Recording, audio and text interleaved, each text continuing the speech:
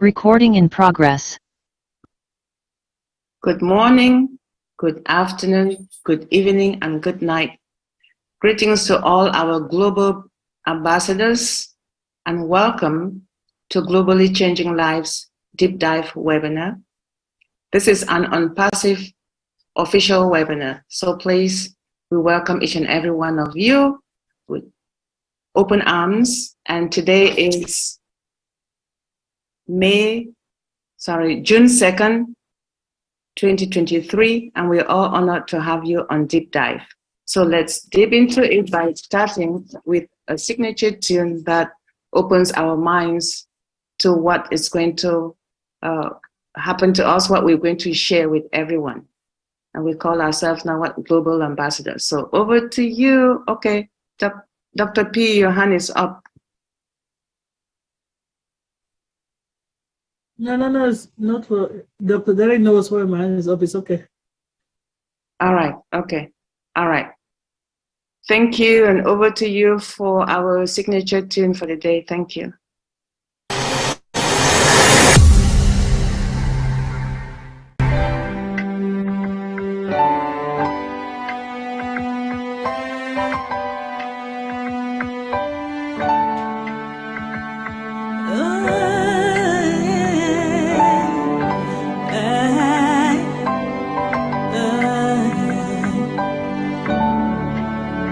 We are here, we are on path.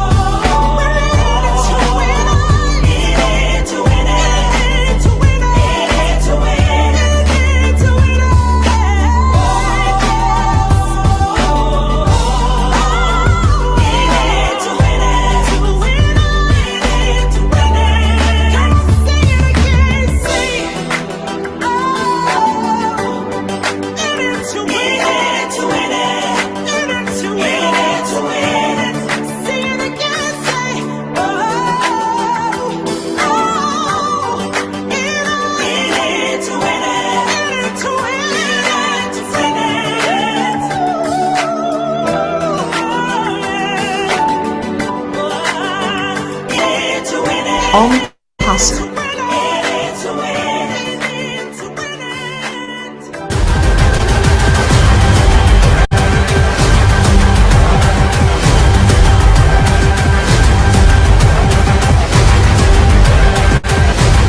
On Passive, the future of internet. Stand clear of the closing doors, please. On Passive, the future of internet. Are we not honored to be part of this? Thank you. Thank you so much for those beautiful nonverbal communication images, Dr. Derek. We don't know how much time you put into creating them, but we know that they're very, very self-explanatory, especially with the song as well. Thank you. We appreciate that. And now we're moving to the next part of the webinar, which is talking about the mindset. And it's affected by two things: the physical, which our CEO has happily promised us, and the mental, which we'll call on our sister, the one and only JW, to talk about it. And JW, as we all know, is an entrepreneur of cosmetics and food supplements. She's a mom, a grandmom, and also an inspirational speaker. Her inspirational slogan is "Believe in your dream." She also is the host of Real Talk that is streamed live on Facebook. Without further ado, please let's welcome our one and only Queen JW. All right. Welcome, Queen JW. The microphone is yours. Thank you. Good evening to all the brand ambassadors / affiliates and founders. Thank you, Queen Debbie, for that amazing introduction. Yes, my name is Jacqueline Warren, and I just want to thank Dr. Derek and all the leaders for allowing me to speak on our platform. Aren't we excited? Yes, we should be. Fire, fire, fire. Yes, tonight I'm going to talk about resetting your mindset as a business owner. And that is so amazing. You know, we're finally getting there. We finally going to open our doors. We're over the top and we're still climbing. And we're still climbing. And it's just the beginning. That's what makes it even more exciting. It's just the beginning. And we got to give thanks and praise to the Most High for allowing us to be part of this amazing journey with Mr. Ash Mafara and his amazing team on Passive. And if we're really in it to win it, we should know that we need to really have our mindset in the right place. And, you know, we've been talking about it, but now it's fine. The time is finally here. So tonight I'm just going to talk about 7 ways of resetting our mindset as a business owner, because we have to be prepared for this amazing journey. And we have been getting fed week after week on these webinars. We should feel empowered. We should feel that we are ready to take on this challenge, because it is a challenge. I'm not going to say it's easy. I'm not going to say it's hard, because Mr. Ash Mafara has done everything for us, and he continued to do so. And just being part of this amazing journey it just shows you how amazing it truly is, because every day, not every day, but every time Mr. Ash Mafara share anything with us is always exciting. It's always something new. It's never something old. And that's to show that we are growing and we are alive. So I'm going to start with the first one. And the first one is actually thanking our Most High for choosing you, for choosing us to be part of this amazing journey. And we got to be so grateful for him choosing Ash to lead us on this amazing journey. Okay, so that's the first thing we need to do. We need to be very grateful. We need to be thankful every day that we open our eyes, that we are a part of something so great, something that's over the top, something that, like Ash says, a nuclear bomb. So Let's be grateful and let's be thankful and let's make sure, praise our Heavenly Father for giving us a way out, for opening a gate that we can elevate so we can really help Mr. Ashmafara in lifting humanity. Number 2 is believing in ourselves. We need to believe in ourselves. You know, we can't, and we have to know what we are doing and be consistent. We have to be consistent.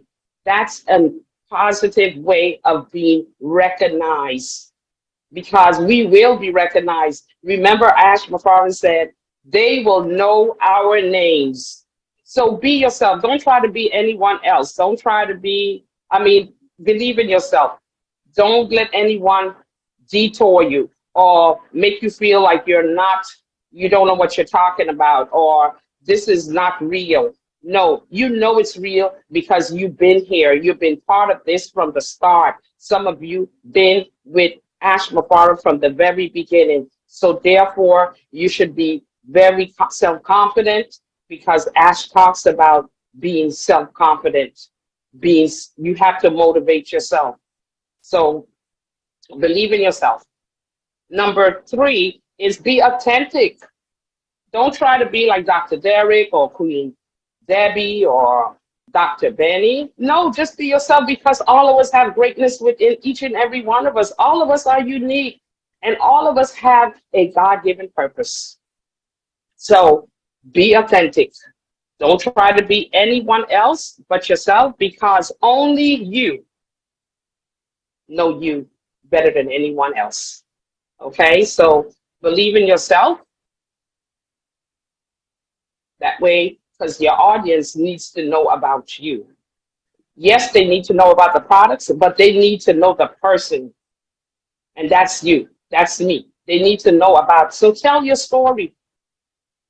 And that's why we have to learn our products. Number 4, we have to learn about our products so we can be confident when, you pick out the most important things about the products, and then you are able to share. You feel more at ease. The person that you're telling the story to, they will feel more confident in you. They will listen. They will be like attentive. They will want to hear more. They will want to join. So learn your products. It will help you. It will help you to determine, by knowing your products, it will help you to determine your audience. You will know who needs what will benefit them, what will benefit their business, what will benefit their lifestyle. So knowing your products is a big must. It's a big must, because you're going to be opening your business and people might ask you, Passive will be seen globally around the world, and you are a founder, so you have to be equipped. You have to be ready. So learning about your products is a must. You must go to your OES system and click on that little bar in the left-hand corner and find out about the products. The ones that you have at hand, learn about them, and the ones to come. But the ones that you have at hand, presently at hand, O-Mail, O-Net, O-Trim, and O-Connect, learn about them, because O-Tracker is right behind it, and I think O-Desk. So learn about your products. It will empower you. It will make you, when you talk to others, that you know what you're talking about. And then you can even be more excited, and they can feel the excitement. They can feel the compassion.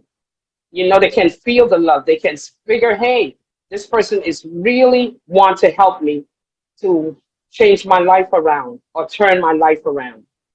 Number 5, researching and making a list of the different businesses in your community that will benefit from these products, like utility companies, banks, schools, all these things, all these big major corporations can be a great help to your wallet.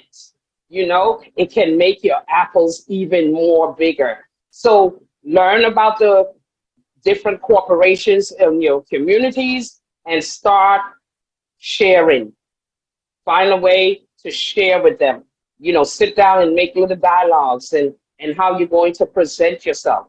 Always make sure, like Dr. Benny said, that you be professional, because the first expression is your last expression. So therefore, be professional in everything that you do when you are presenting yourself as a business owner that you are. And number 6, sharing the good news. We got great news to share.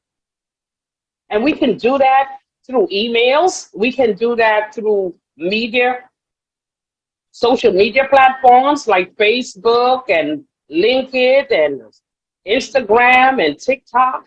We got many places. You know, YouTube channel. You can develop a YouTube channel so you can start talking about the products. Start putting yourself out there. I know some of us might be camera shy, or we don't like to speak too much, or, you know, but you can practice, make perfect. Start doing taking little steps. Little steps going to turn into big steps. And when you turn it into big steps, you're going to be unstoppable. So start sharing the good news. And that's where your affiliate link comes in also. You can send your affiliate link out to your friends and your family. And once you research the businesses or the corporations, you can send the email directly to the person that you need to share it with. Okay? Because just imagine if you get one of those big accounts, you will be set for life. Remember, once they join or become members or even make a purchase, they are your customers for life. And therefore, then you can develop clubs and groups with these people and always stay abreast and have conversations. It's just not, remember, this is a real business with real people and real products. So we are the real people. And the people that haven't joined yet are real people too. So we are representing on passive. So let's share the good news. Okay? It's a way of even branding yourself. Okay? Because you don't have to brand on passive. On passive is doing a great job by themselves already. But we're going to need to brand ourselves. And we can do so by sharing the good news and getting out there, putting ourselves out there so we can be known for our amazing products. Also, stay engaged with what is happening, not only on passive, but around the world.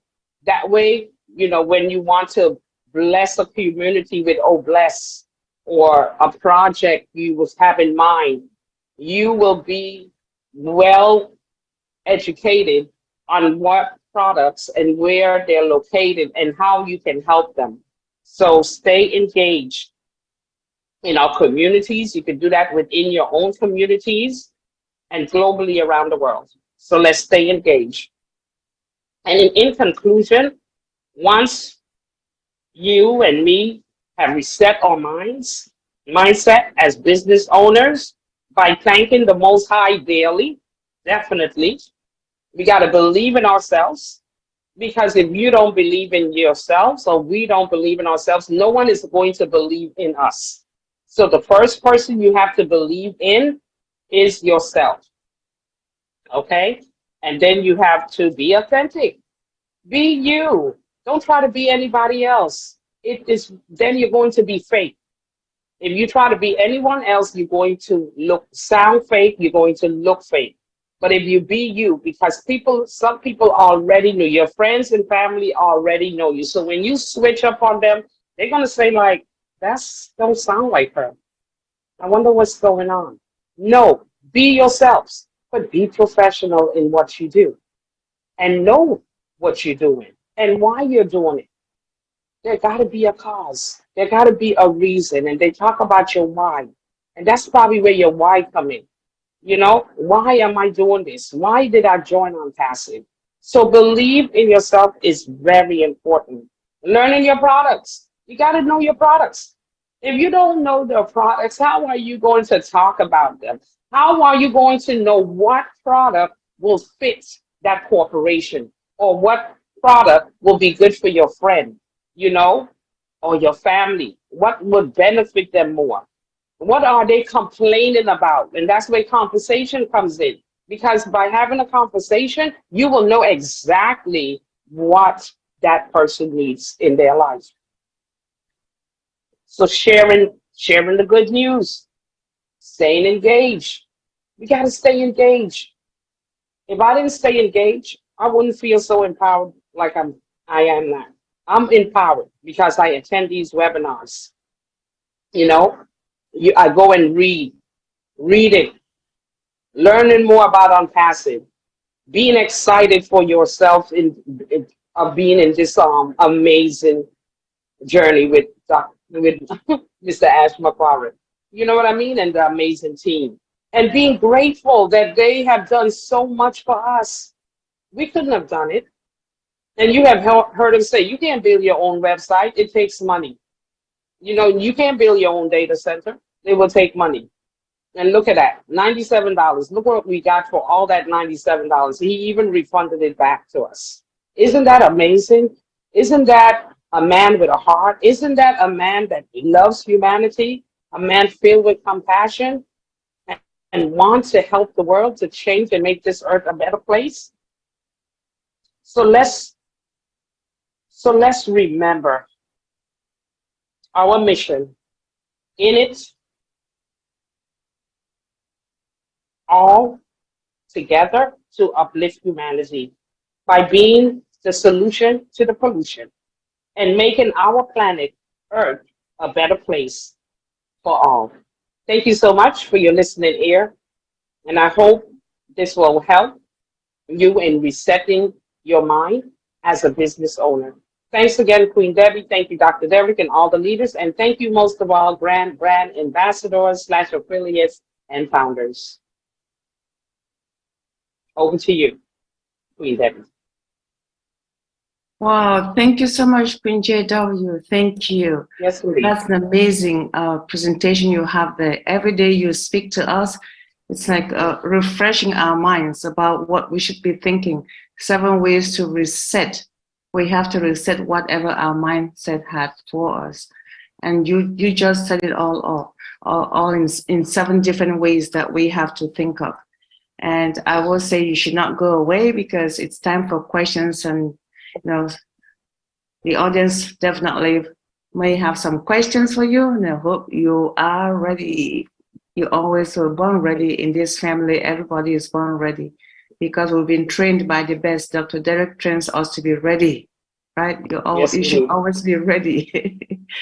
All right, so people, this is time for questions. If you had any question from the presentation of Queen JW, this is the time to raise your hand. And I see Dr. Benny raising her her natural hand, but this iPhone has the hand raised. So let's start with iPhone and then Queen Benny. iPhone.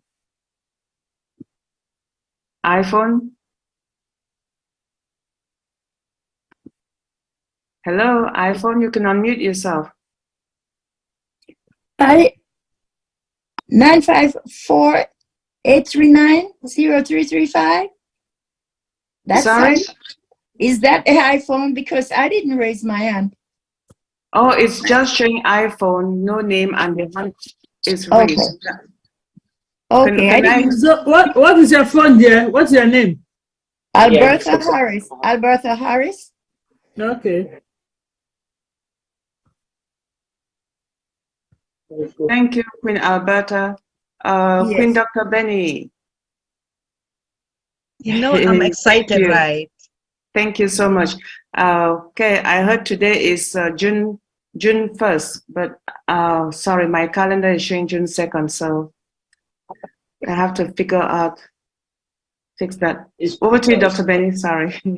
Okay, no problem. Thank you so much, Queen Debbie, for giving me this opportunity.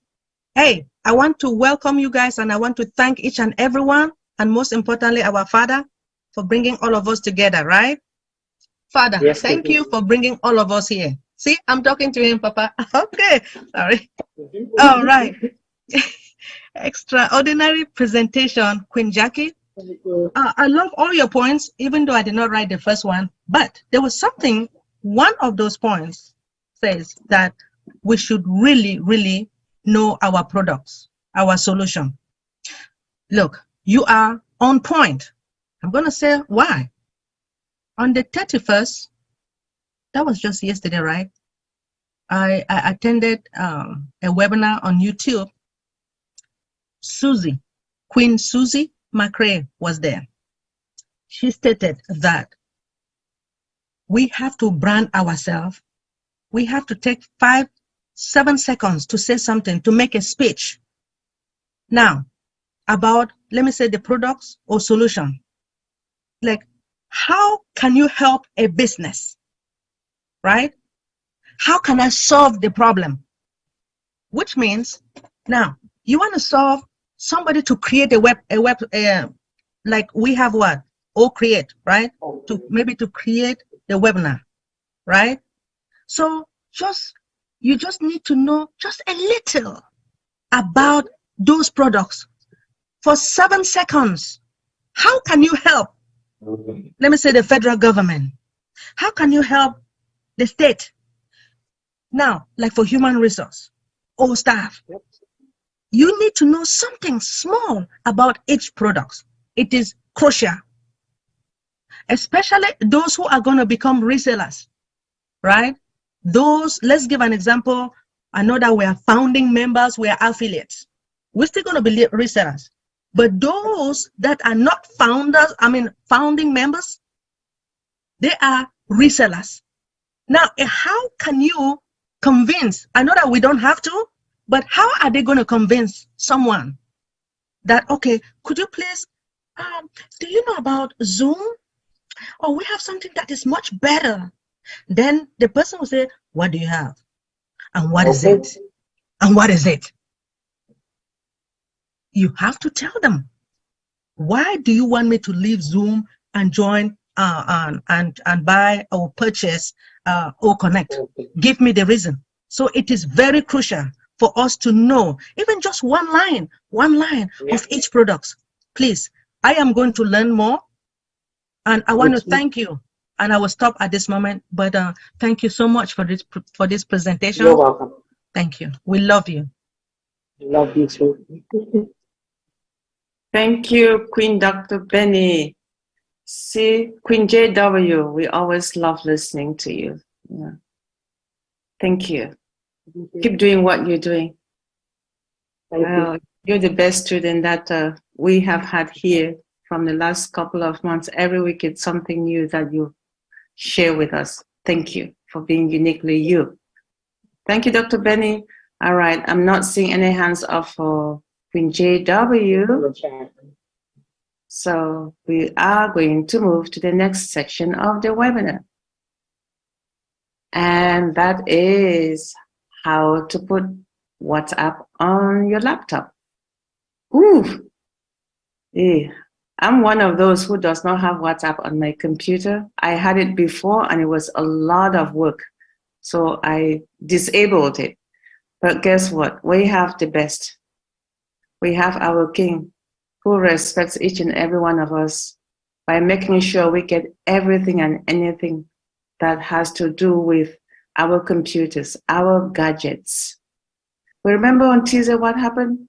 He stayed up helping Queen Virginia. And she was a happy woman at the end of that webinar. So, Dr. Derek, thank you so much for being uniquely yourself. And the microphone is yours, sir. Thank you. Oh, mercy. What a sinting. Peace, blessings, enough, holy, plenty, and a lot of love to everyone. All our global, all our global ambassadors. Thank you very much. Really appreciate your presence here with us. Oh my goodness. Thank you very much, Queen Debbie. Really appreciate it. In the twilight moments of the day. I think you say it is in the morning now. Oh my goodness. Wow. You're in June 2. Oh my goodness. What a sin thing. So that means you stop celebrating COO King Mohammed Kamal's birthday. Okay, cause you gone way ahead of us. We're still celebrating Muhammad Kamal birthday because it's this side of the world. It's still June 1. So praise the Lord. Anyway, okay, that was commercial. Thank you very much, Queen Debbie. Really appreciate it. I don't know how you do it. Traveling over different time zones and still on webinars. Because I would have to be catching some Z's now. Anyway, good. Thumbs up. Wonderful. Amen. Beautiful. Queen Jackie. Oh my goodness. That was an awesome presentation. Thank you very much. Really appreciate it. All right. As I started, with Muhammad Kamal's birthday, we just want to still wish him happy birthday since it's still June 1 on this side of the planet. Thank you very much. Appreciate it. Just want to I don't want Queen Debbie to feel any way, or Queen Dr. Benny, the First Lady, or Queen Jackie to feel any way. But let us not scare our global ambassadors who says that they are not tech savvy. I am not tech savvy. And all of that. So really and truly, you don't have to know about the products. You definitely don't have to convince anybody, right? You have to do all of that. That is not what we are here to do. We have to do that for those other businesses, but we don't have to do that for this. And everybody will be good, really and truly, right? But it will be good to know, get the knowledge of the products that you are here, but you don't have to. It's not a must. It's not a criteria or anything like that. But it's good to know. It's good to have the knowledge of what your company, because remember, it's your company. It's really your company. And Ashmafara makes sure that the manuals are there. You can spend some time and read it, spend some time and look over it. That if you are in a discussion, then you can say, no, I'm not using that anymore, in that light, so that people don't think you're selling them anything, right? Try not to use phrases like, this is an opportunity. It's not an opportunity. It's a company, right? We don't say Microsoft is an opportunity. Microsoft is a company, right? Microsoft is a business. So it's not unpassive is not an opportunity. All right, it's a company, and it's registered, LLC, registered in about 4 or 5 different countries, right? Registered in 4 or 5 countries, right? So it's a company. It's a company, not an opportunity. All right. Our next thing is that a lot of persons, yes, a lot of persons are struggling. Someone cried on my shoulder a couple days ago that, I have to be, when I get it in WhatsApp, I have to now send it in email and so on to get it on my computer. And okay, all right, wonderful. So what we're going to do is we are going to show you exactly how to have WhatsApp on your computer or on your laptop. Right? How you're going to do that. And you can do it 2 ways. My suggestion is to do it the web browser way, because it doesn't take up any space on your computer itself. It's still on the web browser. All right?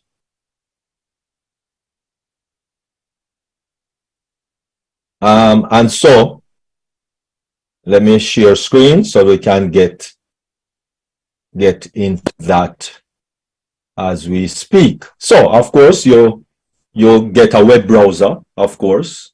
Everything has to do with web browser now. And every application, you will start to find that it's also web browser application, right? And so, therefore,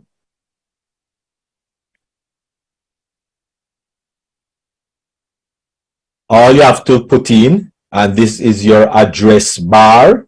Of course, this is your address bar.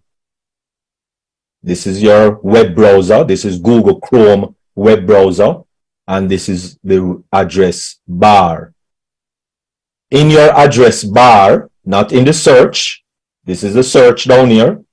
This is the address bar up here, right? And in the address bar, you are going to type web, W-E-B, dot, full stop, WhatsApp, W-H-A-T-S-A-P-P, WhatsApp.com. All right, so that's web.whatsapp.com. Say that again, web.whatsapp.com. And that is for, I think, any browser. I'm not sure about Safari, not 100% sure. Maybe the Apple experts, Queen Dr. Benny, First Lady, can maybe verify if it's also on Safari that you can actually do this, right? And then you just click enter on your keyboard. Just click enter, and this instruction is going to come up with a QR code off to the right. Now the instructions are there for all Android. Well, yes, so it should be for Safari, because see the Safari setting sign or setting thing over there. So you either top menu, which is for all your browsers, right? All your Android phone, right? Because this now is going to your Android phone. So you are now going to pick up your Android phone when this instruction come up on your computer or on your TV. I mean, on your computer or on your laptop. You're going to pick up your Android phone, and of course, you are going to follow that instruction. So first of all, you want to go to WhatsApp. You have to go to WhatsApp, right? So let me, as a matter of fact, let me do it this way. Let me do it this way so that you can see exactly what I'm doing here also. So, let me do it this way also, and so that we can see and join. And okay, got it. All right, so let me stop sharing on this. So this is what's going to come up on your computer. Please remember that. So that is on your computer, which is the instructions to tap on menu for your Android phone, tap on settings for your Safari or Apple phones, and select device, link device. Tap on link a device and point your phone to the screen and capture that QR code. So all of that instruction will be there and will always be there, right? So let us stop sharing over there so that we can now come over here with our phone so you can actually see properly what I'm doing on the phone. All right, so let me share my screen on the phone.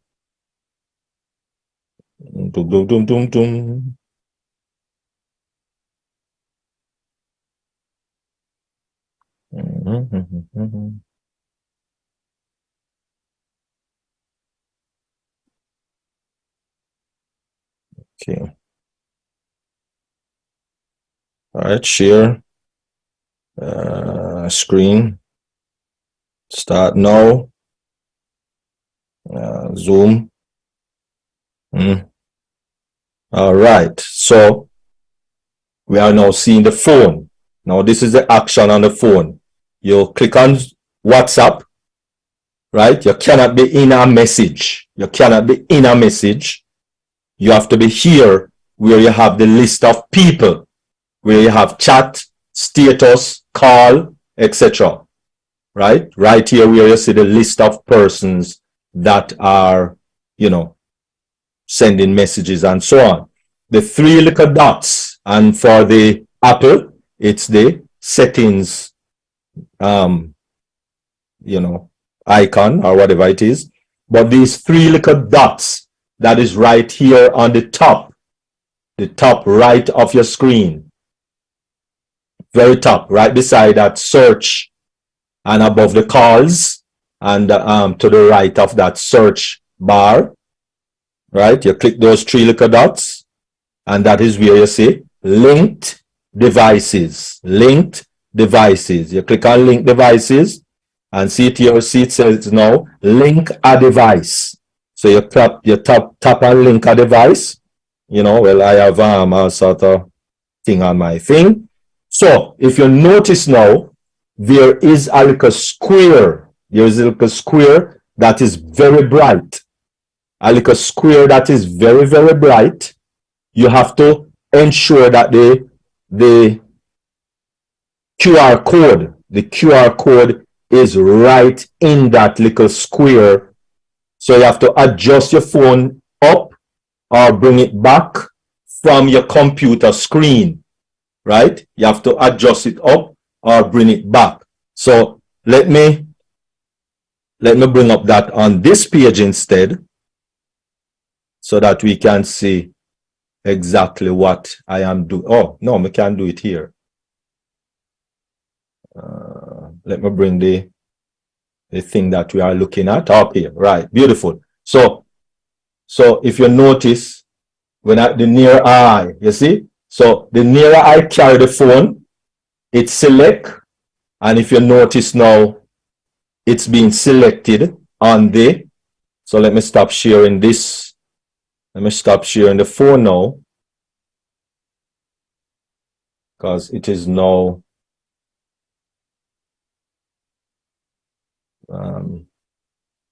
let me go back to, let me stop sharing this.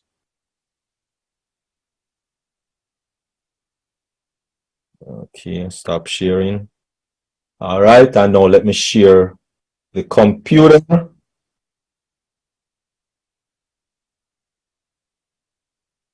So that we can now see that it has been selected and it is now on the computer, right?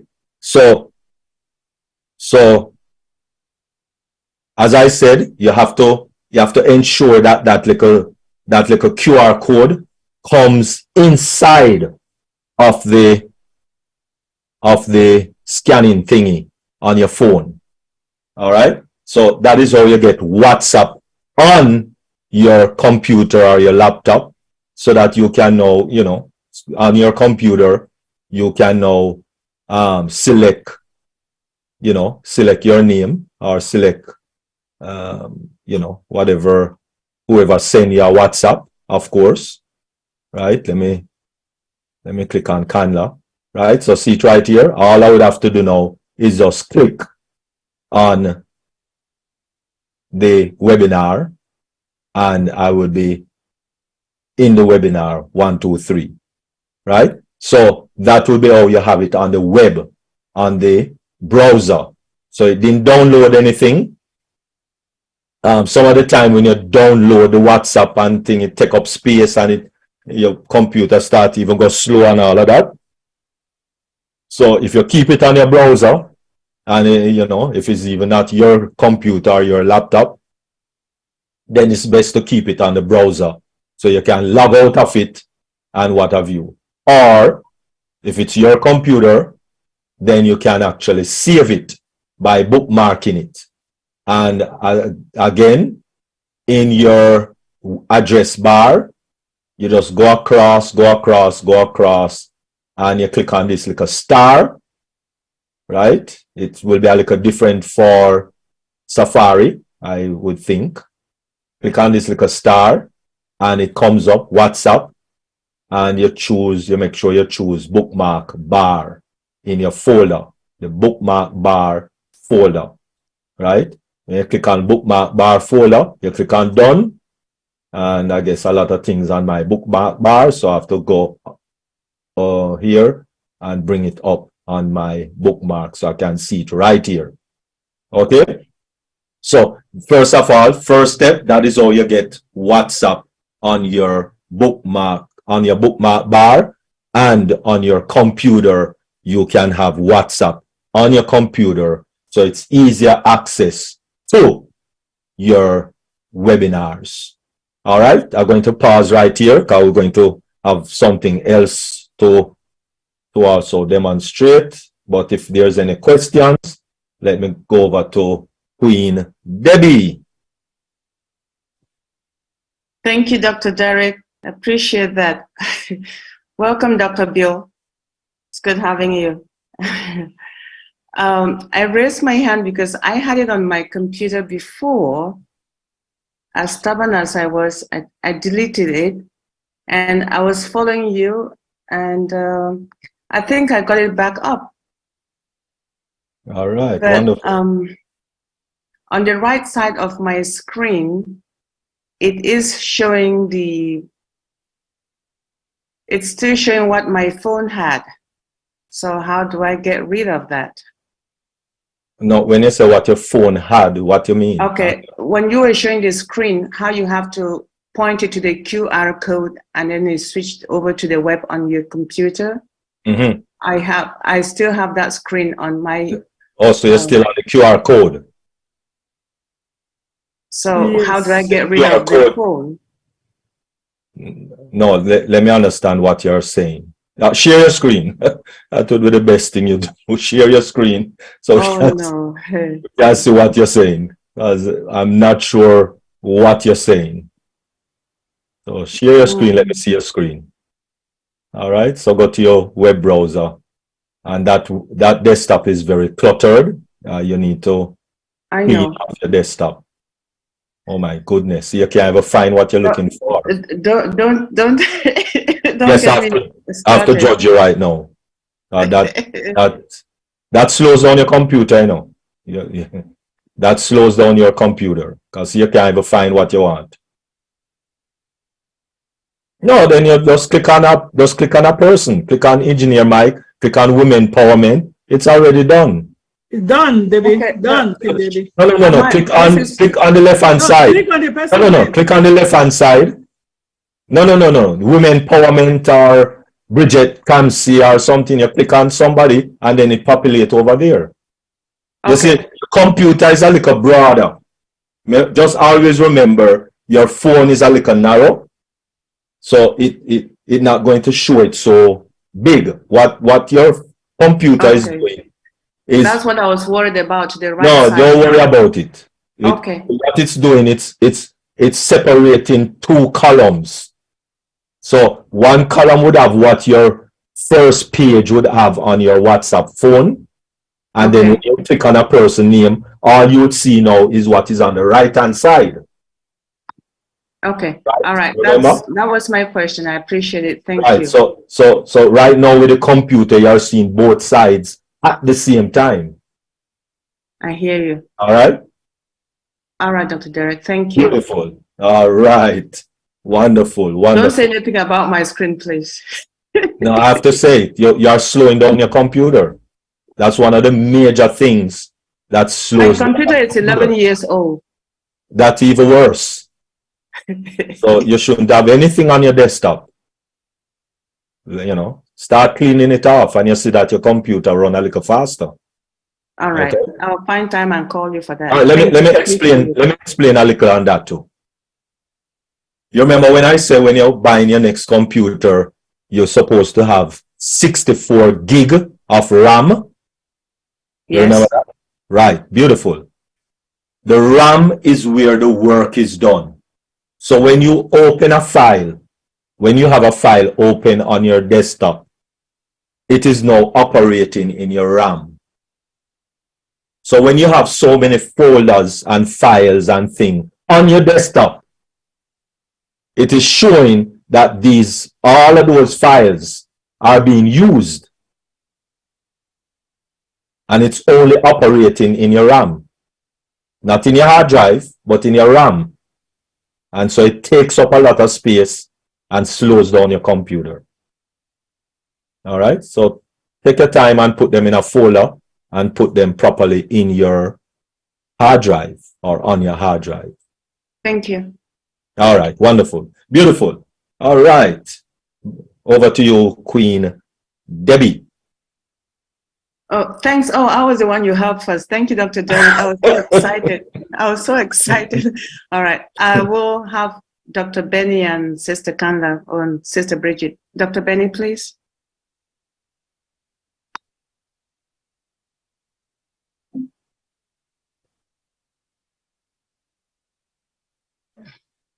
Before Dr. Benny, can you hear us? No, before Dr. Benny or anyone, if you could just ask Dr. Bill Williams to wave his hand or say hi or something, you know, since he's in the house. I'm glad to say hello. Thank you for putting on such a great presentation. I caught most of it, not all of it, but I just got into town. I was saying to some folks in the chat room that our two missionaries from Kenya just arrived on an airplane from Kenya, Nairobi, and they just arrived at our house, and we sponsored them on a short-term mission about 10 years ago, and they loved it so much they stayed in Kenya for like 4 or 5 years, and then they came back for a couple of years, and now they're back again in Kenya, in Nairobi. So we're having a permanent presence in the Kenya on the mission field right now.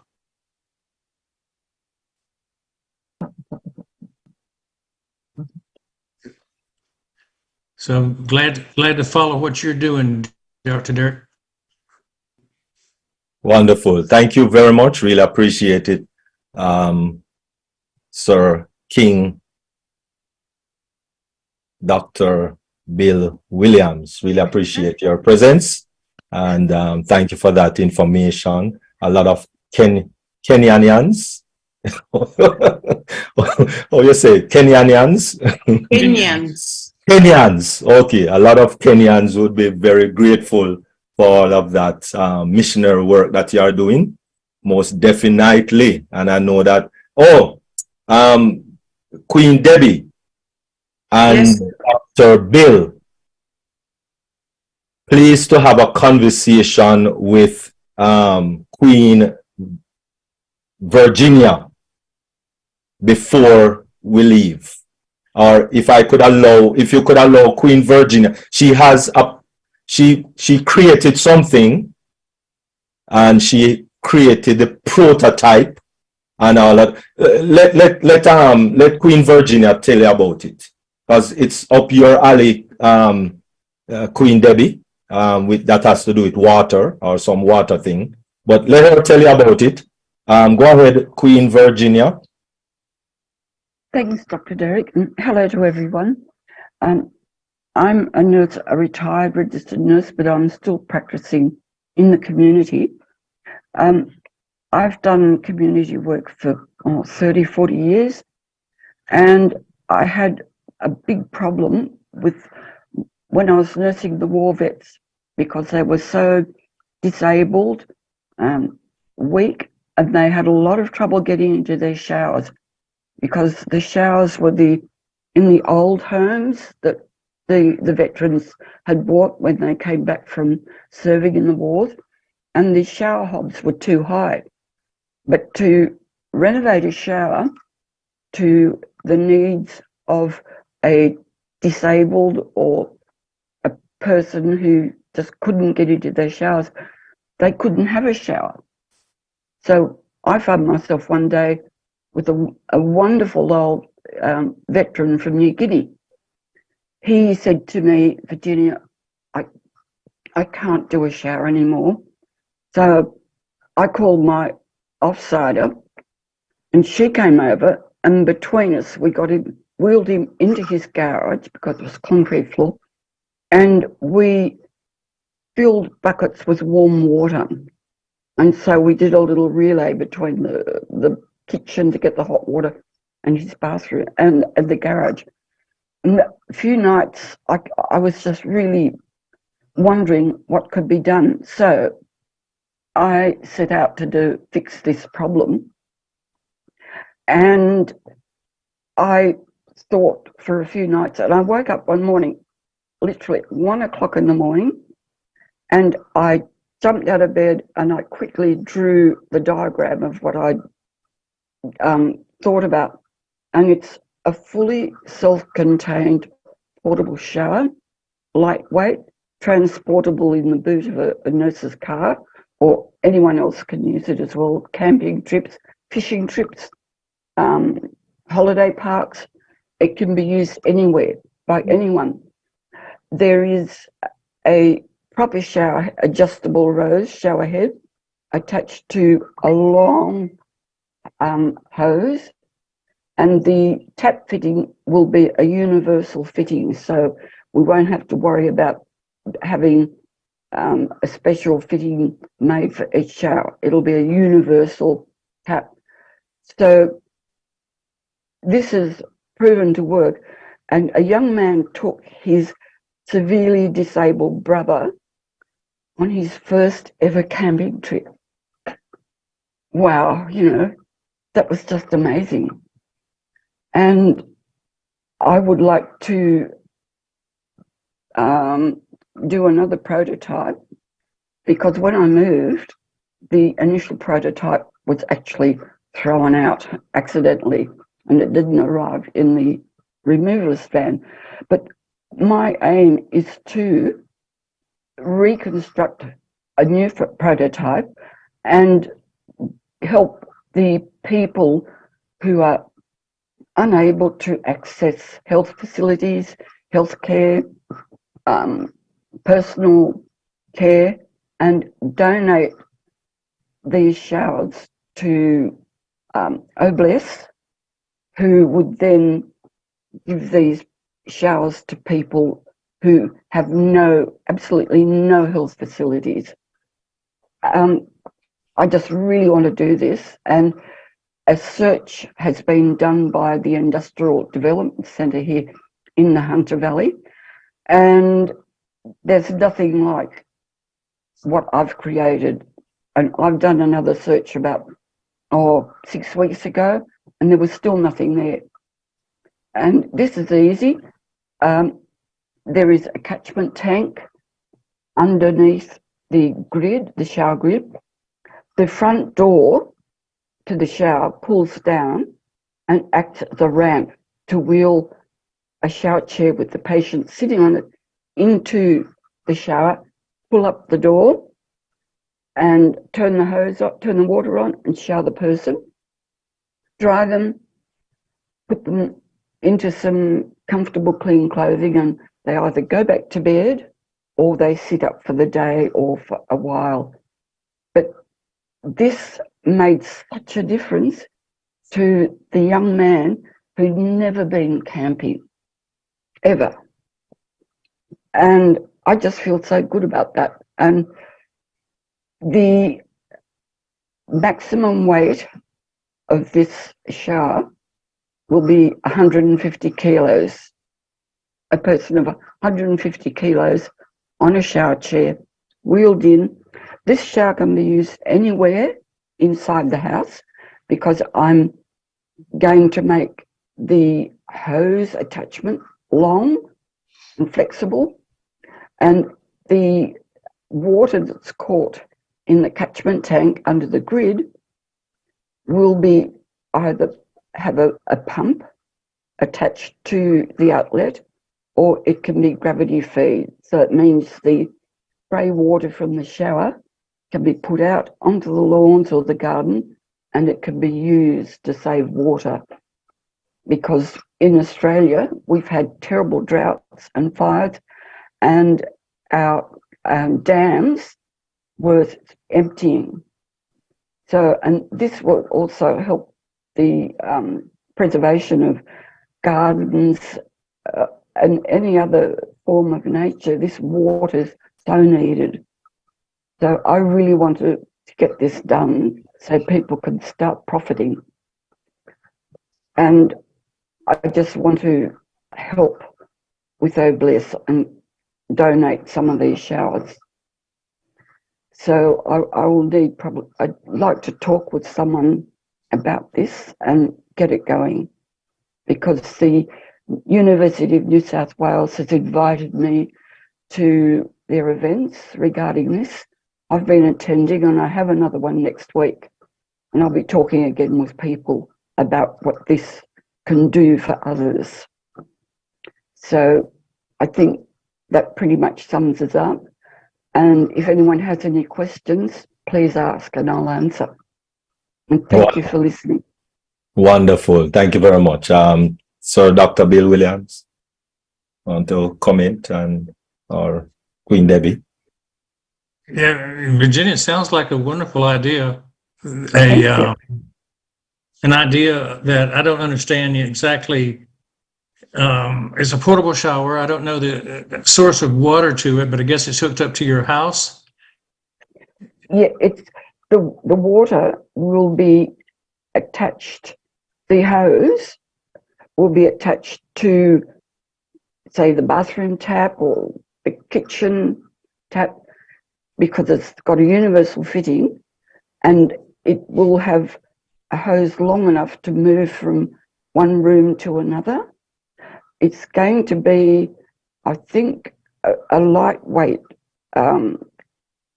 product that's, I imagine, fiberglass or something lighter, but there has to be the capacity to be able to give a shower to a big person, say maybe 100, 150 kilos.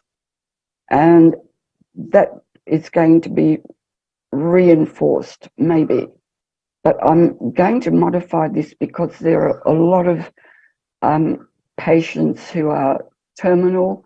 They're in the end of life and they can't be really moved from their bed. So I'm going to rectify that problem. I've got an idea, but I just have to draw it and see how it'll work and go back to the Industrial Development Centre. And it will make a lot of difference to the community nurses because it's portable, and they will all have one in their car boots. And all that, when the shower's finished, there'll be a disinfectant spray to be used, and that will go into the kit bag for the shower. So there's no... You say the water is recyclable? Yeah. Well, we use grey water out here, and that I use products that don't have any extra chemicals in them. I use a botanical product or a product without any extra surfactants, things that are foamy, full of chemicals. It's going to be just healthy water that can be used, especially if it's made of 100% botanical products that can be safe for the gardens and the lawns, trees. Yeah, that's a wonderful idea. I feel like the Bless might love something like that, and that would be a project that people might help fund the development, fund the construction, and then you can put it out there as a thing to purchase or donate, depending on whoever's getting it. It's going to be not expensive. I'm making it because I've had a look in the States. I've had a look at their products, and they've got a walk-in bath, but it's a bit cumbersome, and it's not going to be easy for a person who has to open a door that's going to be a bit heavier. The shower's very lightweight, and there was nothing else except that. Oh, and a big clunker of a bathtub that costs $10,000. Now, what aged care or person who has poor health, not a lot of money, can't afford to buy it, it doesn't work out.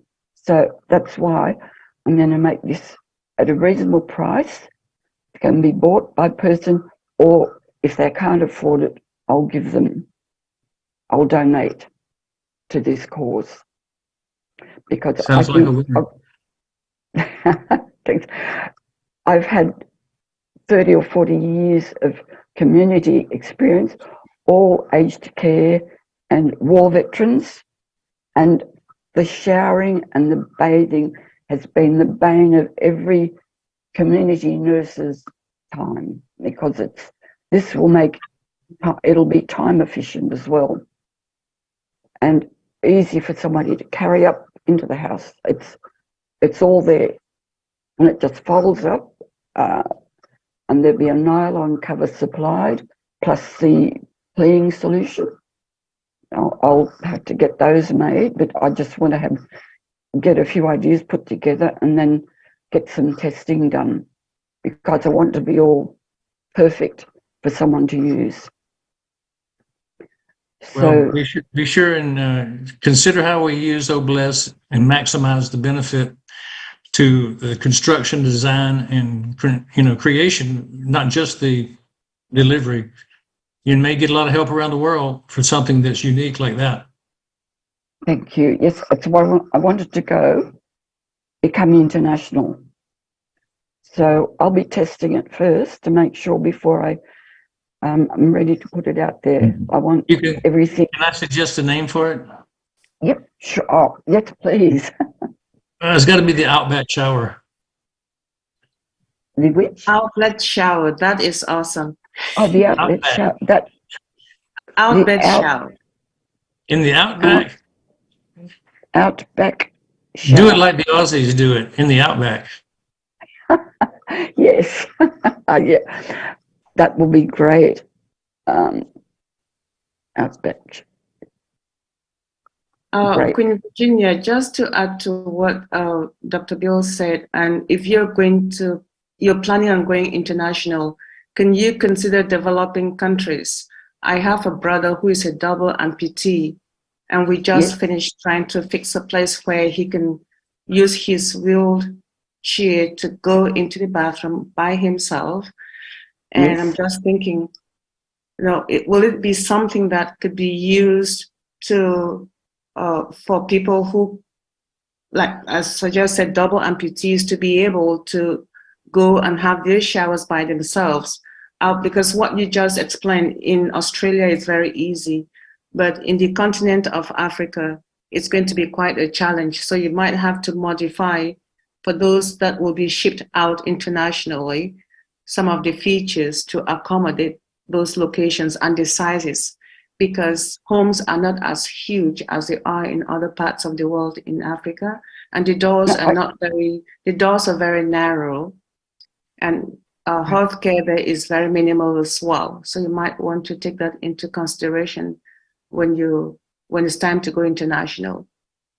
Oh, look, I'd be happy to talk with anyone who wants to know about this. And yes, I can modify the shower chair because I've just started a project to modify the wheelchairs who have to be used for big people and those not so big people. And what I'm doing with the wheelchairs, or started doing the diagrams, is cut right down the middle. There's a crossbar, and I'll cut right down the middle of that crossbar and into the seat, and I'll make it collapsible and expandable by using it.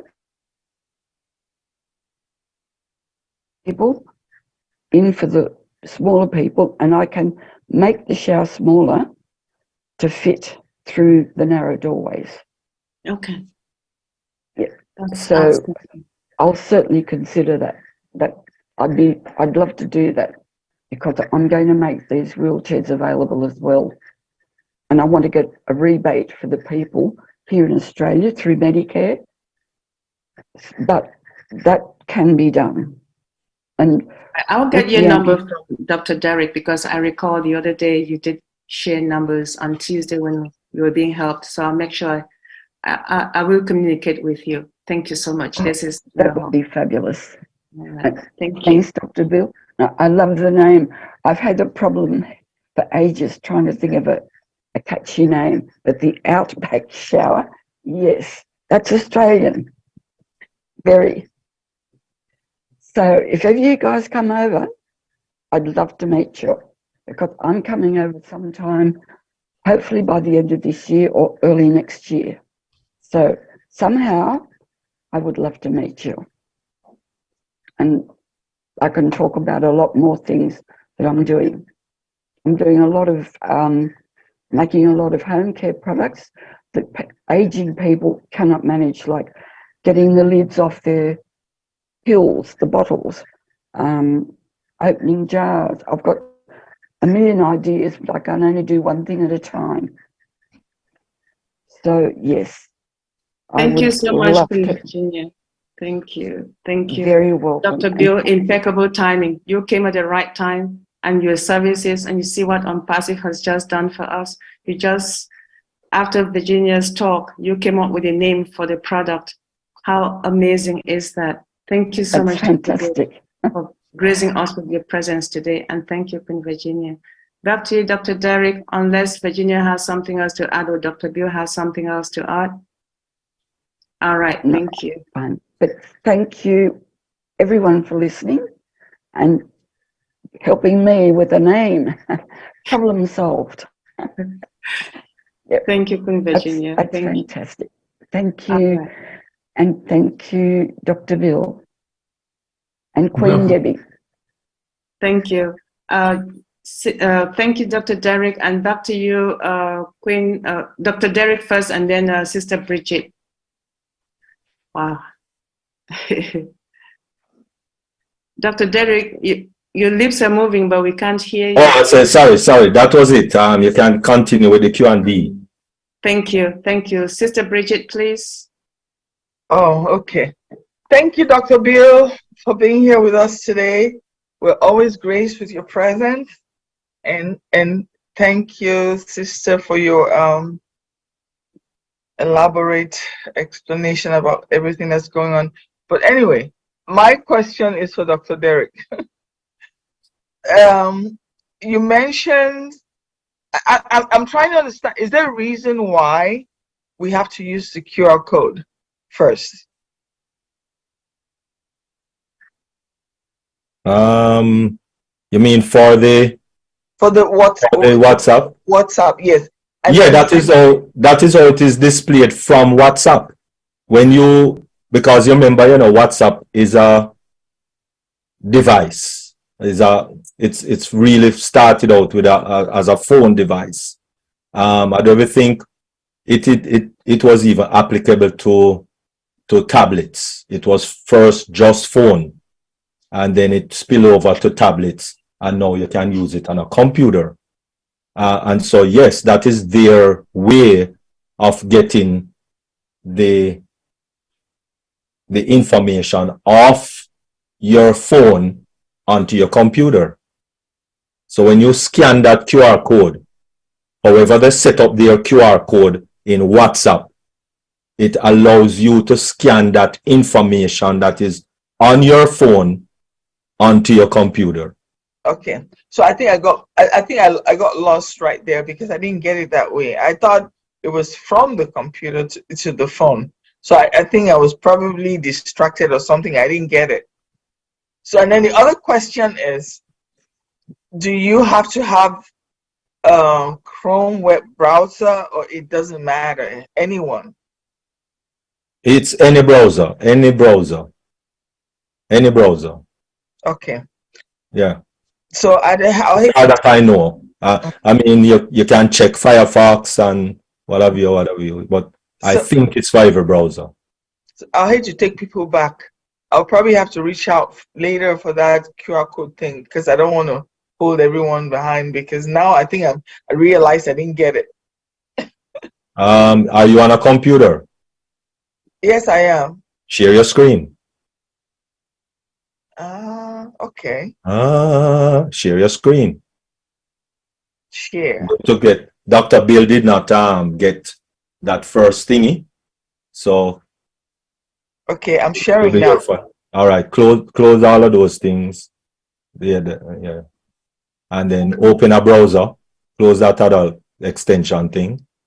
All right, open a browser, right? A new tab, sorry. And you're going to type web, W-E-B. You're going to type W-E-B. Not full stop, whatever your period. That's not a. Period, some crazy stuff come on. No, just type WhatsApp now. Type WhatsApp. Just type, continue typing. WhatsApp, WHATSAP, WhatsApp.com, and click enter on your keyboard. Right. So you're going to go to your phone now. You're going to leave that alone.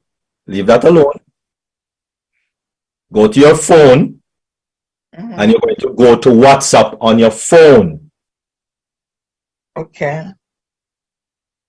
And then you're going to click the three little dot. Well, if you have an Apple phone, then it's going to be settings. You have to go into settings on your phone on WhatsApp and go to settings. Wait, I have to open up WhatsApp on my phone, right? Yes, that's the first thing I said. Open WhatsApp on your phone.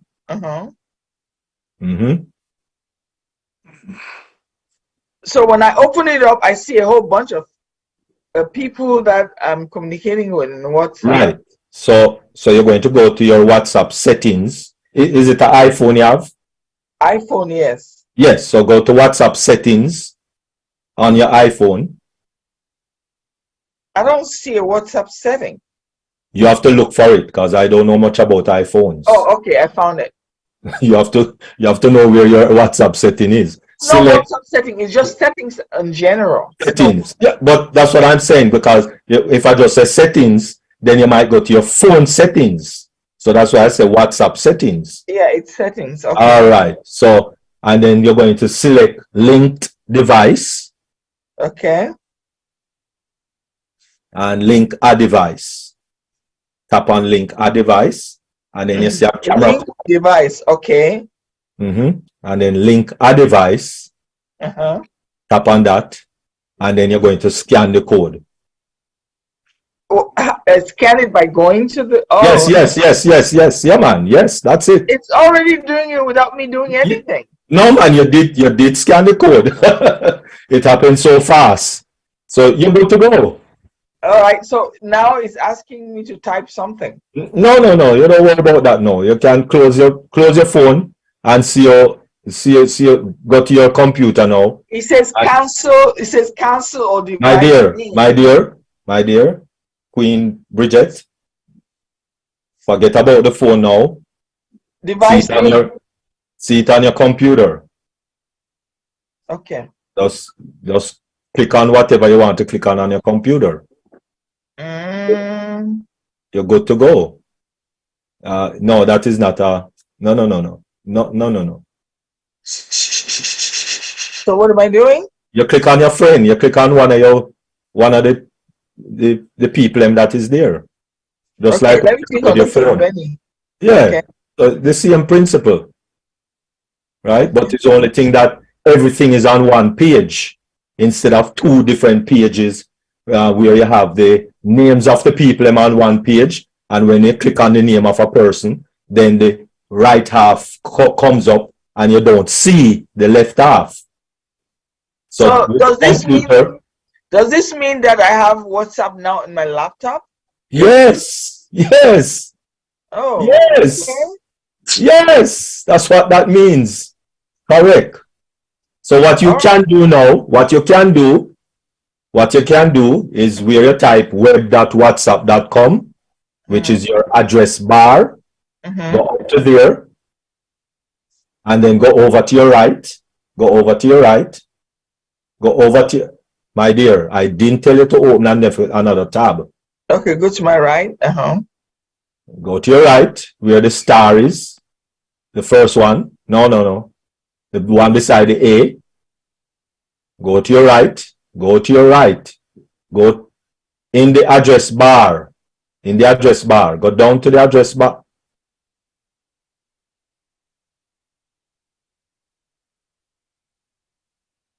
Bridget, Mm-hmm.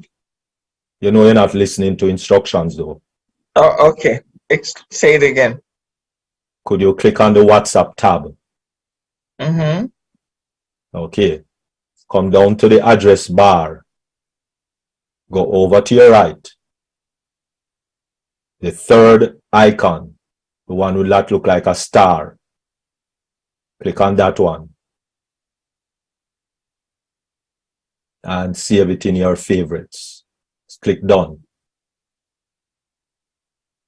Beautiful. So it is in your favorites, which you look like you have a lot of favorites. So you have to click on that arrow on your favorite bar. That's the third one down. And that arrow that is over to your right hand side, underneath the three little dots.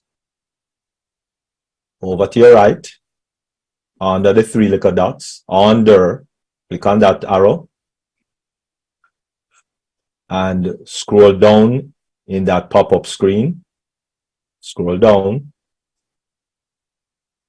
Don't you have a wheel on your mouse? Do you have a wheel on your mouse? Do you stop clicking around, Bridget? Stop clicking around. Bridget? Stop clicking around. Bridget? Yes. Can you hear me? Stop clicking around. I'm telling you to stop clicking around and you're still clicking around.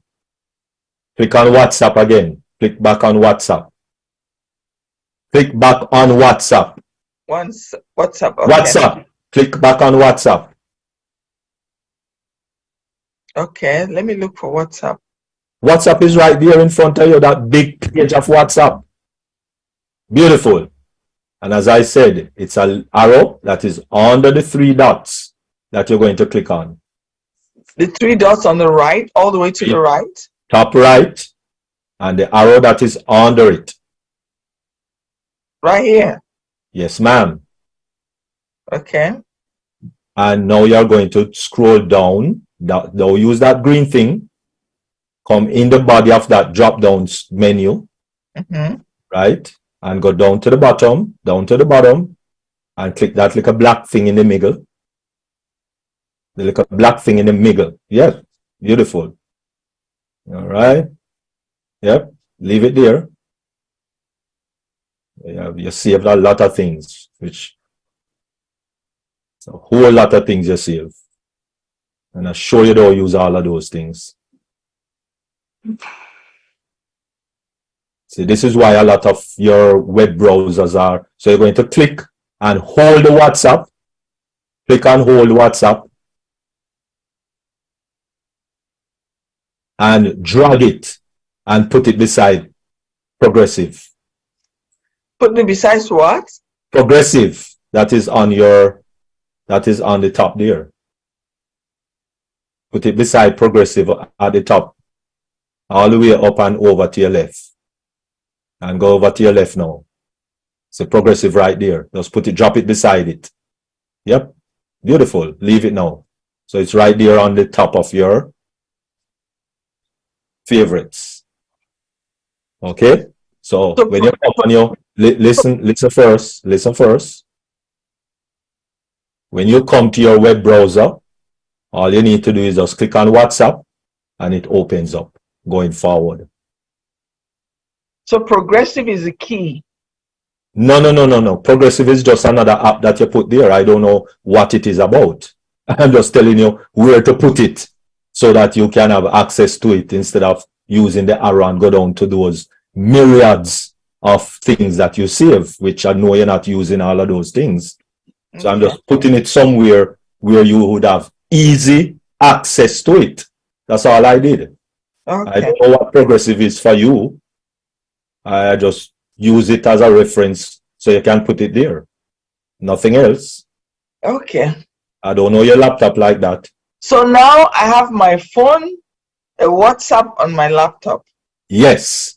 So when you get a WhatsApp message with a invitation to go to a meeting, you're good to go. That is awesome. You just click on the link and boom, good to go. Whether it's And then you can send your affiliate link to people now from your laptop to WhatsApp. That is what we're going to get into next. So that is why we are showing you how to put your WhatsApp, because a lot of people use WhatsApp. A lot of people don't use email. A lot of people don't have email for people. They have WhatsApp number. I was so limited because I was only used to email. So now I'm fine. Thank you so much. All right, wonderful, beautiful. All right, so we have a few more questions before we go into that phase. So all right, so let me unshare. Stop sharing. Please do. Thank you. Appreciate. All right. Back to you. Mercy. Mercy is right. Queen Bridget, thank you, Dr. Derek. Thank you. Queen Bridget, you're doing the Q&A. You and Sister Candler will be doing Q&A, Queen Bridget. Maybe Sister Candler and Queen Benny. Sister Candler, please, questions and discussions. Is she co-host, Dr. Derek? Yep. Yes. All right. All right. Hello. Sorry, yes, now I have access. Did I get lost, please? You're doing questions it's Kian next. Kian Campbell is next, so just go ahead. Okay. All right. Thank you so much. Mm-hmm.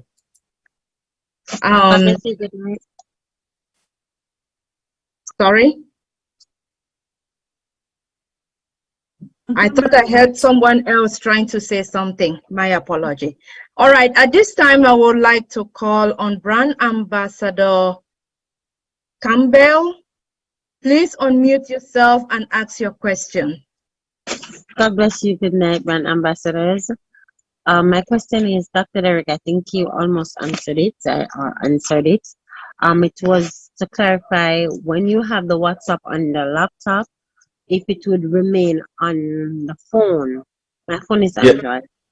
Yes. It would still remain. So it gets messages on both devices. Yes. Okay, that was my question. All right, thank you. Definitely. What you did is like a synchronization. Basically. Oh, okay. Thank you, Dr. D. Mm-hmm. Hey, Dr. Derek, did you hear Kumaran's presentation today by any chance on WhatsApp? No. Kumaran was talking this morning and has got some very nice training for WhatsApp, bringing in some advanced features. So it'd be great to invite him to deep dive one day to help spread the techniques that he's discovered. I don't know if I've ever seen them before. So okay, all you guys are bringing new stuff to everybody, and it's great news that we can use WhatsApp to spread people the news about OPASSIVE. Okay, all right. If either next Tuesday or Thursday. Sure. Thank you very much. You're welcome. Global Ambassador, Dr. King Bill Williams. Most definitely. And most of the time, Kumaran is actually here. So, yeah. Okay, cool. Will do. All right. Thank you. And it's always a pleasure to have you here, Brand Ambassador King, Dr. William Bill. We appreciate you. At this time, I would like to call on Brand Ambassador Violet. Please unmute yourself and ask your question. Good evening. Thank you very much for taking my question. And I wrote it down this time so that I could remember what it is I want to ask. Beautiful. Okay. You said something about desktop RAM. Is it not on the hard drive either? You said Everything is on your hard drive, you know. Everything is on your hard drive to store. But whenever you have things on your desktop, on the desktop itself, okay. it is also operating in your RAM. And that is using up space. And most laptop that people buy, they look at hard drive and they don't look at RAM. And most people, sorry, not most people, most sales rep, no, not people, most sales rep, all they want to do is sell your laptop. And they tell you that this one is only $300. And, you know, it has 2 gig of RAM. I mean, 2 gig of hard drive. And that's what they present to you. Oh, it has 1 gigabyte of hard, no, not gigabyte. What am I saying? 1 terabyte. Oh, it has 1 terabyte of hard drive. And you get excited because the last computer you had maybe about 20 gigabyte. So you hear 1 terabyte, you know, you get excited. Yeah. But totally understand that. But then you just get 4 gig of RAM. You only get 4 gig of RAM. Okay, thank you. And I with 4 gig of understand. RAM, you can't really do nothing with 4 gig of RAM, because by the time you load on Microsoft Word and PowerPoint and this and that, and you start to open this and open to video and open to YouTube and open and then put all these things on your desktop, then that 4 gig of RAM done. And your computer within 3 weeks start to run slow, and your job won't drop in your lap. Because you just spent $300 and you think it's a new computer when it's not, really. Been there, done that. My very first computer, when I bought it, it was already, it was pre-Pentium. And oh, mercy. I had it specially made. They did it up for me. And when I went to pick it up, Pentium was available. And I said, can you put it on the computer? And they said, no, we've already made this one.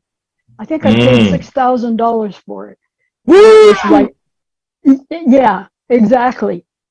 What? I'm aging myself. Sorry. Right. Okay, my other question. You said about the star that was in the address line. It's on my Chrome, but there is no star on my other. It might be something different. Each browser has a different feature for bookmarking. Yep. Right? Okay. So just look for it. Some say bookmark, some say favorite. So you have to kind of look for it. Okay, thank you. And to make a comment on the camping shower, if you go to Amazon, there are a ton of available things that have to do with showers. And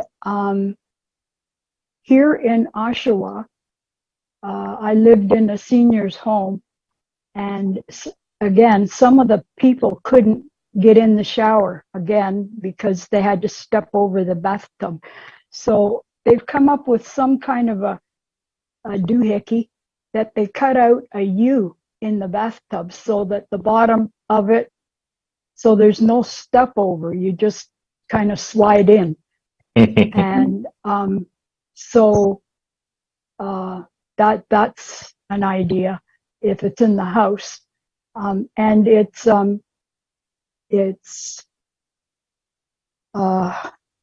you can't use your bathtub as a bathtub anymore. Like, I mean, to sit down in it, because you've got this big hole in it. But it helps when you don't have to, if you don't have to fall or whatever when you're getting in. But okay, that's all my questions so far. And Dr. Derek, you are amazing. So are all the ladies. And when the apples start falling, I have got things to do and places to go.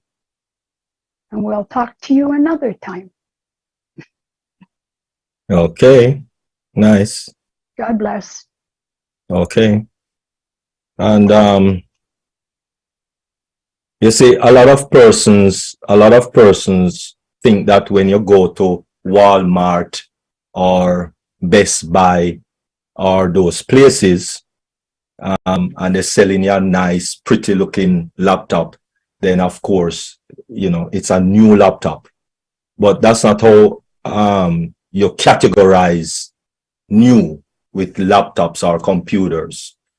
How you categorize newness is not how much money you pay for it either, but it's what date your processor was created or was released or was launched.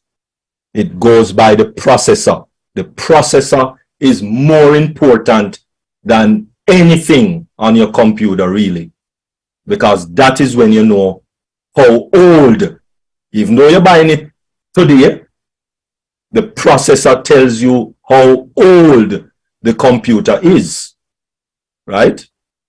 And so just like a motor vehicle, the battery have an age when it was created. The tires have an age when it was created. You might buy a brand new spanking set of tires today, but it's 10 years tire. It was created 10 years ago, right? So with computers or with laptops, right? When you talk about Pentium, when you talk about a Pentium, and that's Intel Pentium, right? I have it at 286, Derek. Oh my goodness. I was there. That's a dinosaur. When you talk about a Pentium, you're talking somewhere around 93 that was actually introduced to the world. When you talk about i3, Intel i3, then you're talking about somewhere in the one figure, 2008, 9, thereabout. When you talk about i5, then you're talking about 2010, thereabout. When you're talking about i7, Intel i7, then you're talking about 2017. So even though a 2017, which is what, about 8 years ago, 17, or 6 years ago, right? That was 6 years ago with a Intel i7, right? Now, when you talk about the i9, which release date was in 2021, then that is where we are. So if you really and truly, if you purchase something less than an Intel i9 today, you already have an old computer purchasing. Although you buy brand spanking new, but you're already purchasing an old, very old computer if you buy something less than an Intel i9. And then so you'd have to Intel i9 13 generation.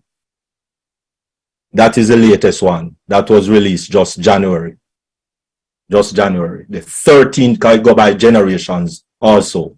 So the i9 13 generation is the latest and greatest, which is much better than the M1, and that is for the MacBook. When you talk about the M1, that is the latest MacBook. And when you talk about the i9 13 generation, then you're talking about, you know, $4,000 or $5,000 worth of machine, right? So that would be good to get, really and truly. How you look?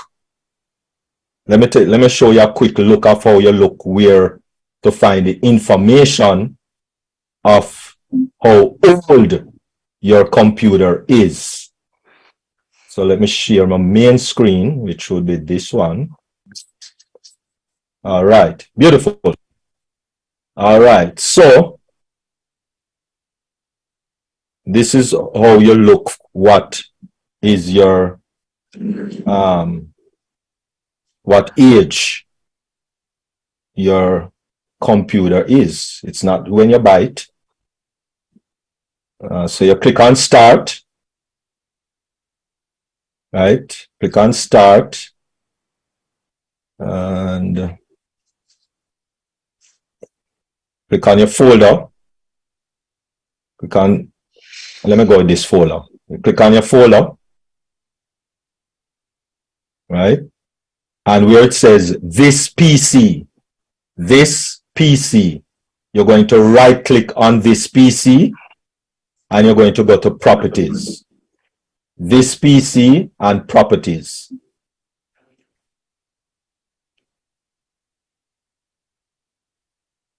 And of course, it is, right? This one is an old computer. Because if you notice, this is where you need to look.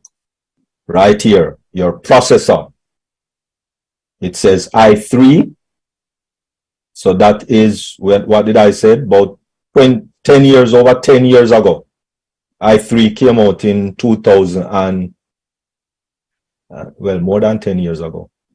Came out in 2008. So we're talking about 12, 15 years laptop. This one. All right. Then the next thing you need to look at again is your RAM.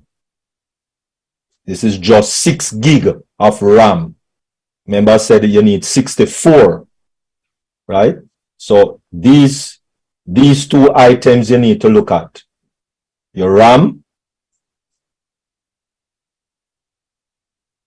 your processor, right, which is right here, Intel i3, and the next thing you need to look at also is your display screen, your display, and you'll find that, let me take off these, you'd find that here in display. Click on display.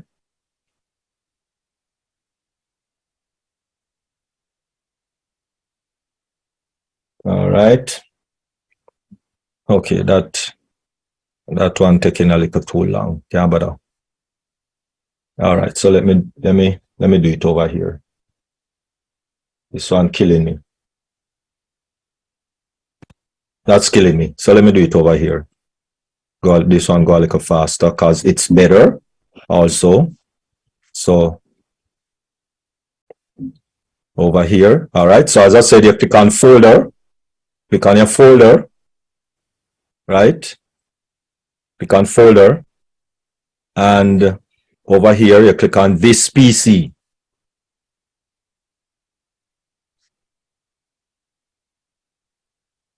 Right click on this PC. And you click on properties. Okay. Right click on this PC and click on properties.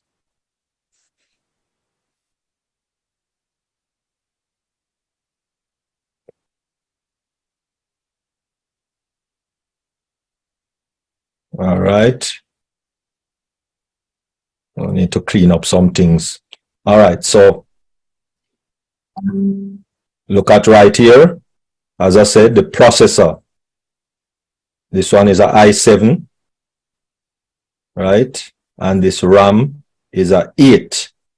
So even this is way down in the gutter, actually. As I said, you need 64 here, and you need i9 13 generation, right? So that's what you have to look for. for those two items, i9 13th generation and the RAM 64 gig. Then the next place you need to look is your display. Settings.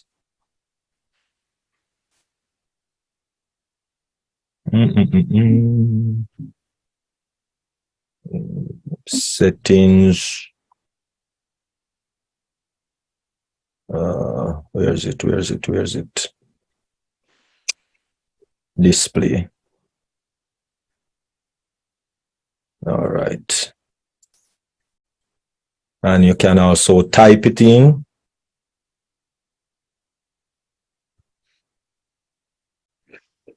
Display settings.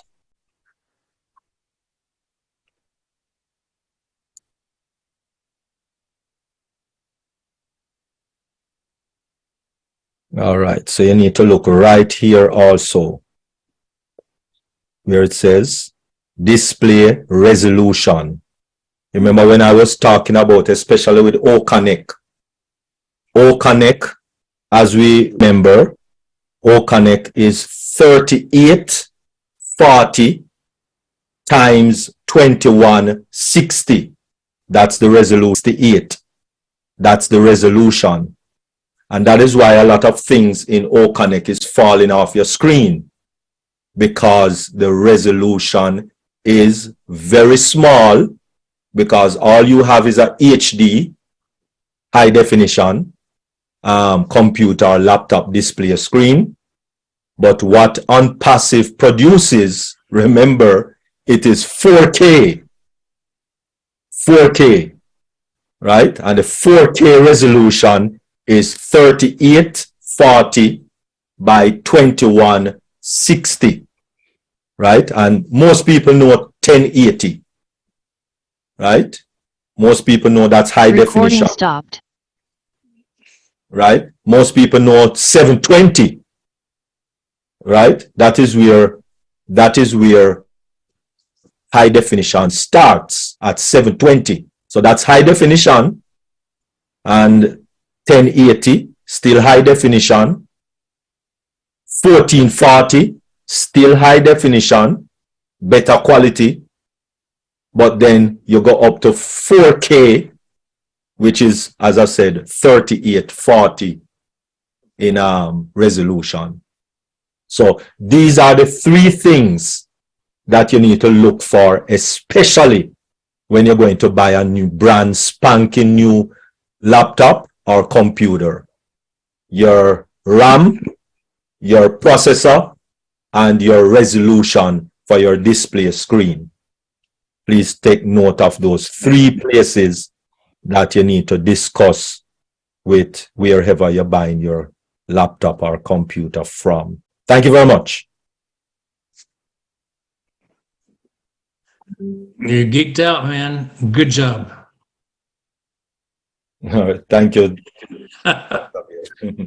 Yeah, because people going to be looking to upgrade in a few weeks, maybe about a month or so.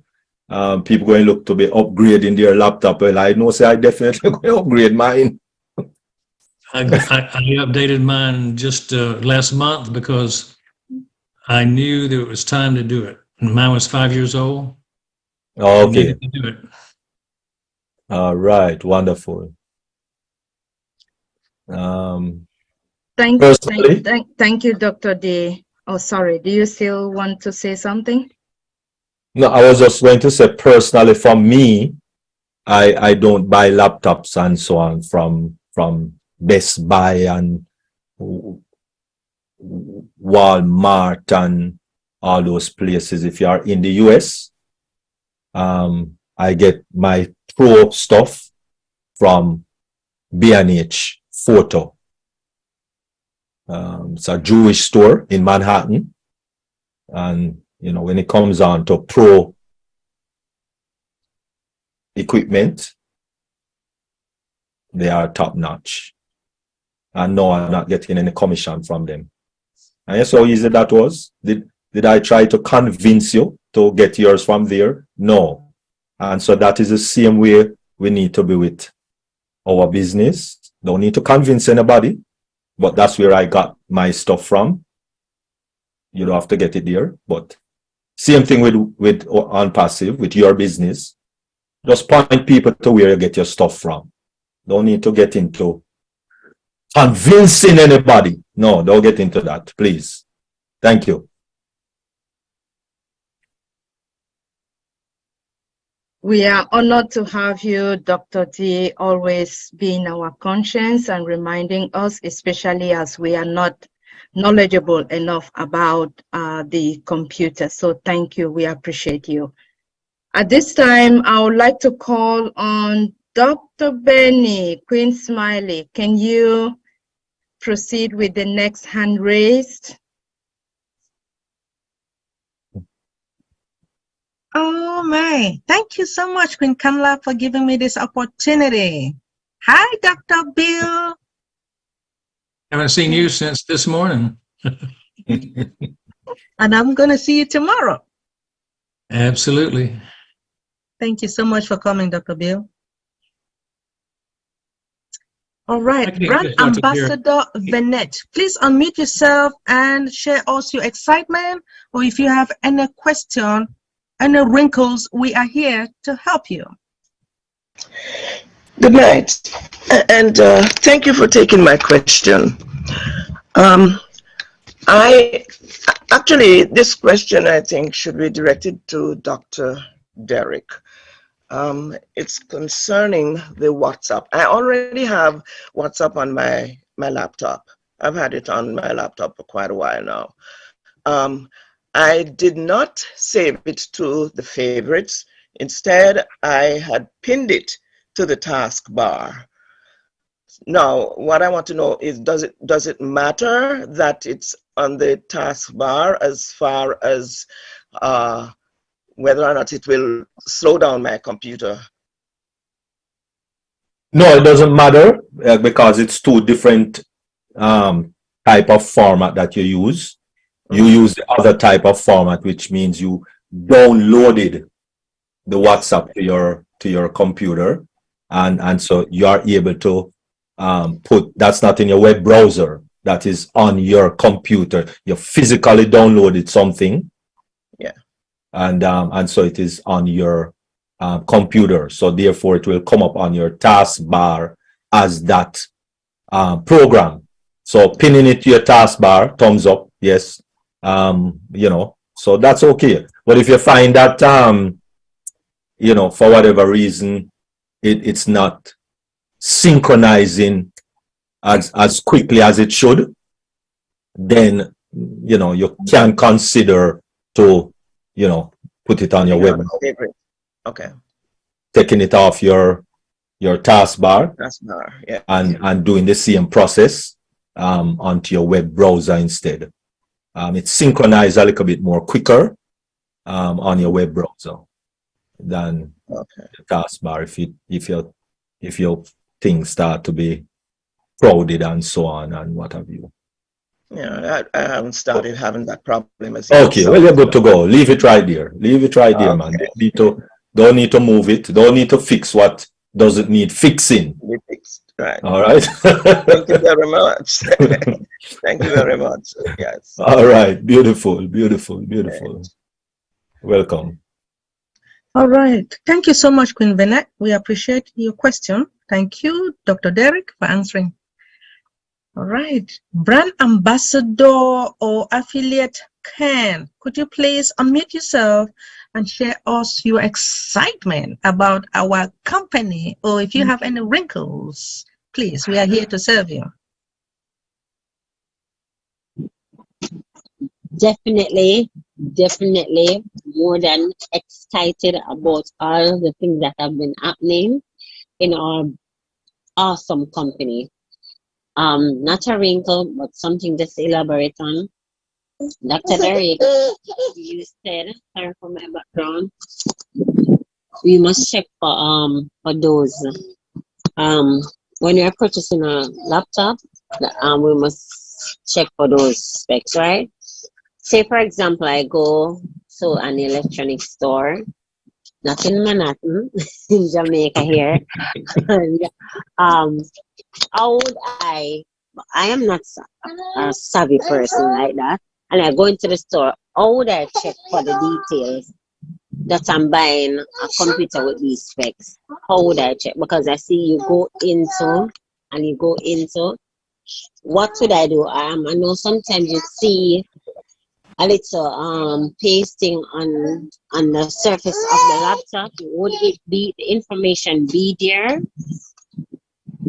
Yes, most store that you go to, they will have those specs displayed, actually, right? Your processor, your RAM, and the display of your screen. They will have, and you know how many storage, which is you know, most of the time when, as I said, when a sales rep come to a person, they are more letting you look that this has how much terabyte of storage, and that is good, yes, but that's not all in a computer. The main thing in a computer is those 3 items, as I mentioned. Other things are, you know, what depend on what you want to use it for. Now, for me, you know, I have to have at least 2 display ports. You might not need that, right? I have to have a physical LAN port. You might not need that. You know, I might need, you know, a C port. You might not need that. So it all depends. Other things is depending on your preference, etc., and what you're going to use it for, etc. But the 3 main juicy thing, right? Because most laptop now come in with 1 terabyte or 2 terabyte of storage. So you don't need to elaborate on that. Your 3 things that you need is your processor, your RAM, and your display. Those are the 3 things, the key item. And those things is normally displayed on the computer with a sticker itself. Sometimes it's on the laptop itself, the sticker, and they might have a little display thingy. And sometimes they might have a, we call it again, a QR code. Most things now have a QR code beside it. And if you scan the QR code with your phone, you see the specs come up. So, you know, and then just ask. Just go, Mr. Salesman, I need a laptop with i9 13 generation and 64 gig of RAM and a display with 3840 2160 resolution. That's what I need. I really need that type. Most of those computers, one is a gaming computer. Most of those computers, right? So if them say, oh, you want a gaming computer, they'll say no. because then I'm going to know that you don't know what you're saying. So yes, you need a gaming computer, although you're not playing game, but gaming computers are very strong and have some very high specs. So yes, you need a gaming computer or a gaming laptop. Yes. Okay. Because then those come with your GeForce. The gaming computer will come with your GeForce platform, which is the motherboard, which everything is mounted on. And yes, you will kind of need a GeForce type of a motherboard to carry the weight of all those things that you're just describing. Okay. So, but yes, just those 3 items really is very important, especially with O. Connect. Thank you.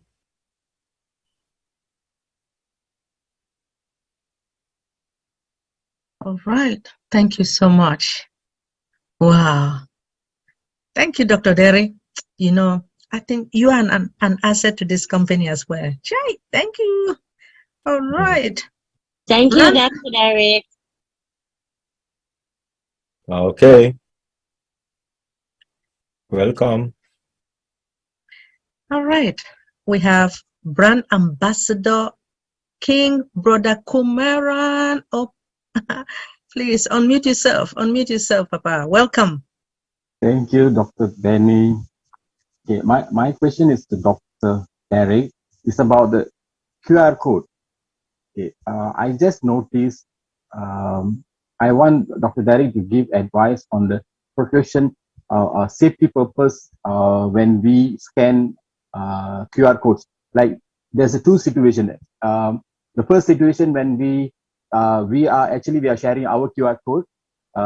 When we scan, it direct us to the onpassive.com. That is a situation where we can go and see what's happening in the website. Okay, that's one.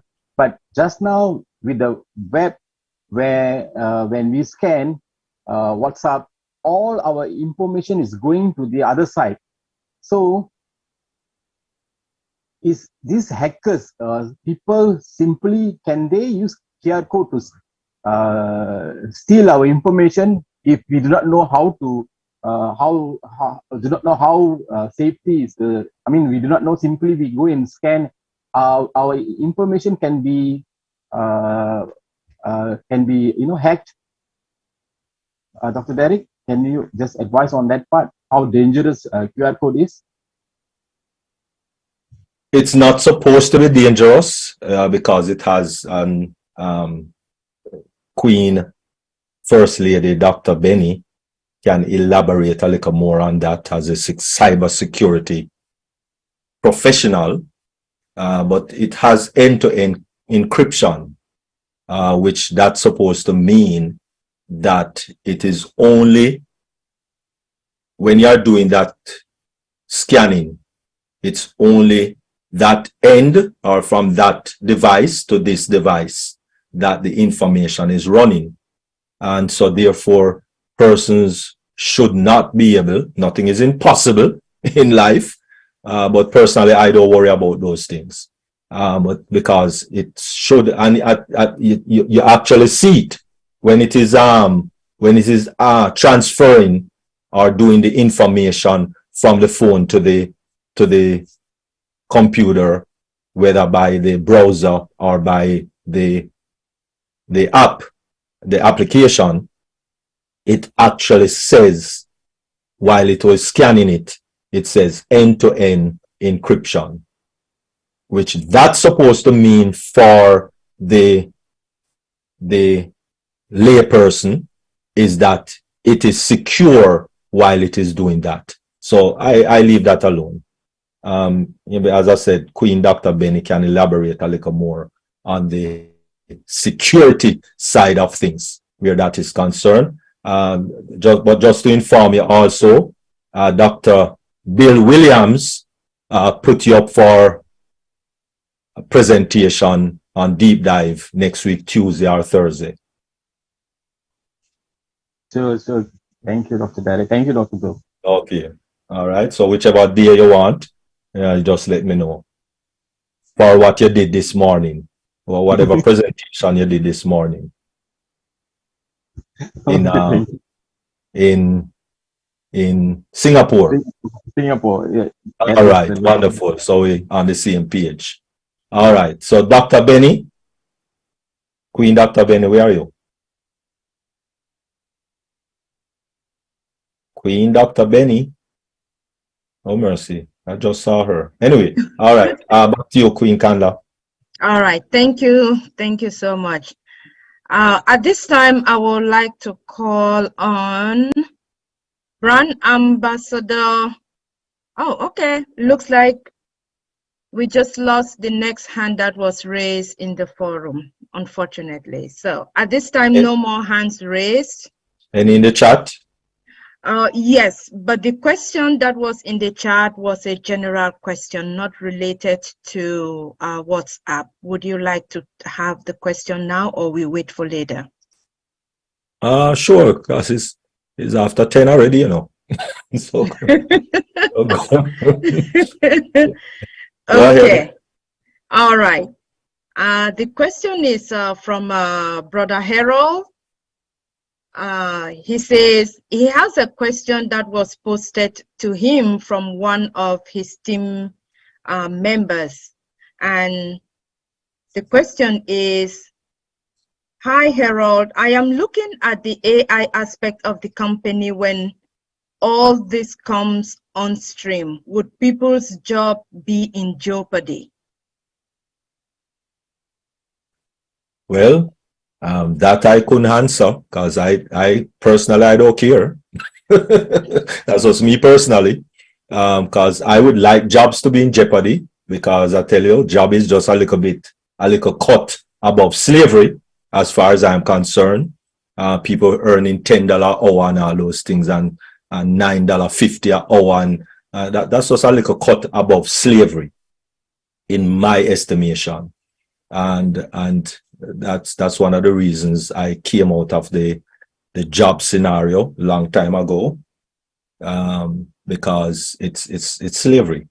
So it doesn't matter to me. I don't know if King Dr. Bill Williams have something a little better than what I'm saying personally, but it doesn't matter to me because really and truly, all of us should be working together and be comfortable in life, and it is possible because that was how God ordained it to be from the beginning, that if all of us work and share with each other and enjoy the wealth of the land together, then all of us will be okay. But some people corruptedly fix it so that you have some up there and the rest down here, and so you have to work for me up there, so at all times. So that is not something that I would even want to keep for generations to come. I would prefer that we all work together, kind of the principle of the Amish people. Everybody work, everybody eat, everybody sleep, and what have you, enjoy the life that is there together. And it is possible because there is enough wealth to feed every person on the planet a good meal, well, 3 good meals every day. Everybody on the planet have a good place to sleep. I believe that with all my heart. So I really I'm not really interested in jobs. Years now I do have one, so it not really matter me. Maybe, as I said, maybe King Dr. Bill can shed better light than me. And Dr. Derek, that's a good point. Everything that happens every day in life is a progression. I live in a city next to Beaufort, Georgia. And Beaufort used to be the capital of the buggy whip and the leather saddle. And they had great factories and tanneries here, Tannery Row. And suddenly the horse and the buggy went the way of the automobile. The AI of 1890, 1895 was the automobile. Well, eventually the vacuum tube was replaced by the transistor, and the transistor was replaced by the chip. And so AI is just another progression scientifically to the next level of scientific development, innovation. Everybody loses jobs if they don't modernize, if they're stuck in the old way of making buggy whips and that's all they know. They do lose their job. But the automobile industry created many more jobs than the buggy whip industry. And I think AI will probably create more jobs that we don't know about. It's the new jobs that are going to be created that you'll enjoy. You'll be doing more thought work. You'll be doing less manual labor as robotics comes along. And AI is what drives robotics. And so it behooves everybody to learn about what AI is, what it does. And just like ChatGPT has come along and displaced a lot of people who write or paint, draw, we're going to find that there's going to be places where you'll be moved out of jobs and you'll be moved into other jobs. And as Dr. Derek said, it's better not to be a worker. It's better to be an owner. And with OnPassive, we own our own business. And so we shouldn't fear AI taking our jobs. But those people who are not in OnPassive shouldn't fear that somebody's going to be finding ways to do things easier through AI than they're currently doing it. You need to upgrade your skills or you will be losing out on your potential employment.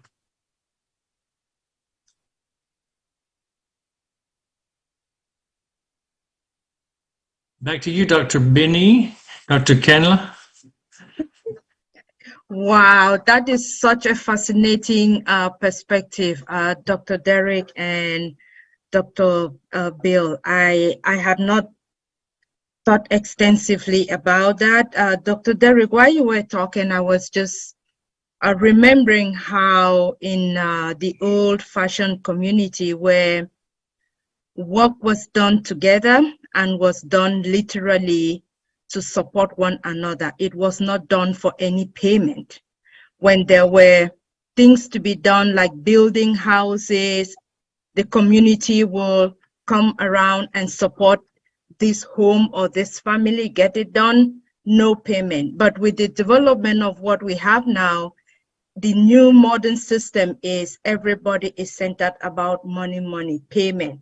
Trade by barter, back and forth. We are trading, pay this, you pay this.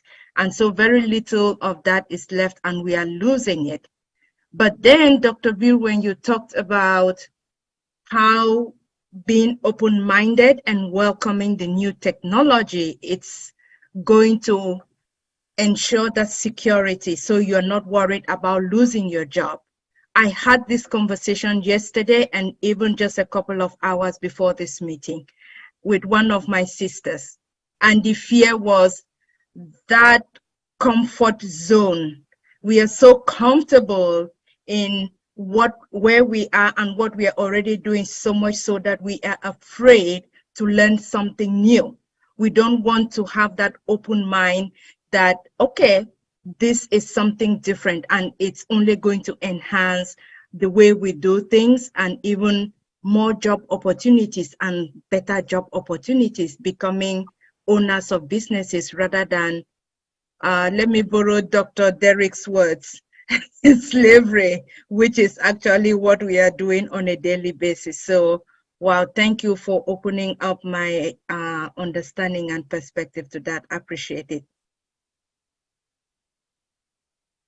At this time, I would like to call on Brand Ambassador Stephen. Please unmute yourself and ask your question. Hi, Dr. Kenneth. Thank you, Dr. Derek and Dr. Bill, for your sharings. I do not have questions, but I have something I'd like to share about WhatsApps. If you want to share something to WhatsApp. I'm living in Singapore, so we have this particular so-called act called Do Not Call. Our phone, some of them have subscribed. Actually, so not majority of a lot of them have actually subscribed to this Do Not Call. So we have this PDPA, Personal Data Protection Act. So for those people who want to share something through the WhatsApp or to information that want to share to somebody, we have to be very careful here, because if those people that you're not sure or you're not familiar with or you don't know, or maybe you're only as an acquaintance here, so the person can, if the person subscribe to this Do Not Call to the services, the person, if they do not like the information you send to them, they can make a complaint. So when they make a complaint, the person who sent can get fined. So this is to protect the nuisance people who like to send like advertisements or something that, you know, to somebody. Maybe they like to send in mass information out, and or maybe to acquaintance they do not know. So if the person, as I say, if they do not know you, they can make a complaint. So here, my advice that make sure you introduce yourself to the person that you want to send the information, who you are first. So the person can know you, who you are. Then you ask for permission to see, can you send the information to them? Yeah, so this is the one of the same way, because we over here, if we want to send something to the mass or to the phone number, we need to go to scrap the phone number to check whether are they subscribed to this do not call services. So if the person had subscribed do not call services on their phone, we advise do not send this information to them, because they do not want to be disturbed. So that's what they will make a complaint. So I do not know other countries, do they have this kind of data protection so-called act. In Singapore, the governments, they have these things, and it's very strict here. So the fine can be as high as in 21 over 1,000, or even some, if the big company, if you send in a mess, can even to up to a few $100,000 for that. So I will advise that those people, let's say, who want to use WhatsApp services to promote their marketing, please be careful on that, and make sure you go to check the data protection, these services. In Singapore, many of the property agents, they have this kind of services when their company scrap the telephone number for them, and they notice the list of telephone number that already been scrapped and checked. Over here, the data protection services, you need to pay for to apply for these services. You need to pay for it as well, and they only allow to 21 days. If let's say you have already scrapped the telephone number, a list of telephone number that is safe to use, but doesn't mean that after 21 days it is still safe to use, because somebody in the list of the telephone they can apply this data protection services like do not call. So if you happen to use the same list again and you send out, you may be the one who get it, because one or two of them may start to apply after 21 days. So this information may apply to Singapore, but I do not know other countries, do they have this kind of things they have act here. Okay, this is what I want to share. Thank you for giving this opportunity. Yeah. So another thing is that some people, sometimes they don't like you to share this information, because in WhatsApp now they have this called there are two types of WhatsApp. WhatsApp is one is for normal users, and the other one is WhatsApp for company users. So if those people don't like it, they can block your number sharing. Once you block or make a report about spams, your number will be blocked. So you will not have a chance to even start your WhatsApp. Okay, thank you.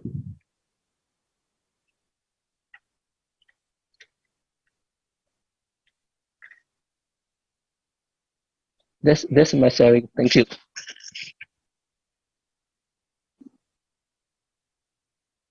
Thank you, Brand Ambassador. Dr. Derek or Dr. Bill, any comments to that? No, it wasn't a question. He was just making a lot of statements. So I don't know about that in this part of the world. He's mostly speaking of Singapore. So I don't know if that this side of the world. I'm not sure. In any case, I don't worry about WhatsApp really and truly, because soon and very soon, it will be Opal, and I throw out WhatsApp, just like how I throw out Facebook already, because I have own net. So I soon stop using WhatsApp anyway, so it neither here nor there to me.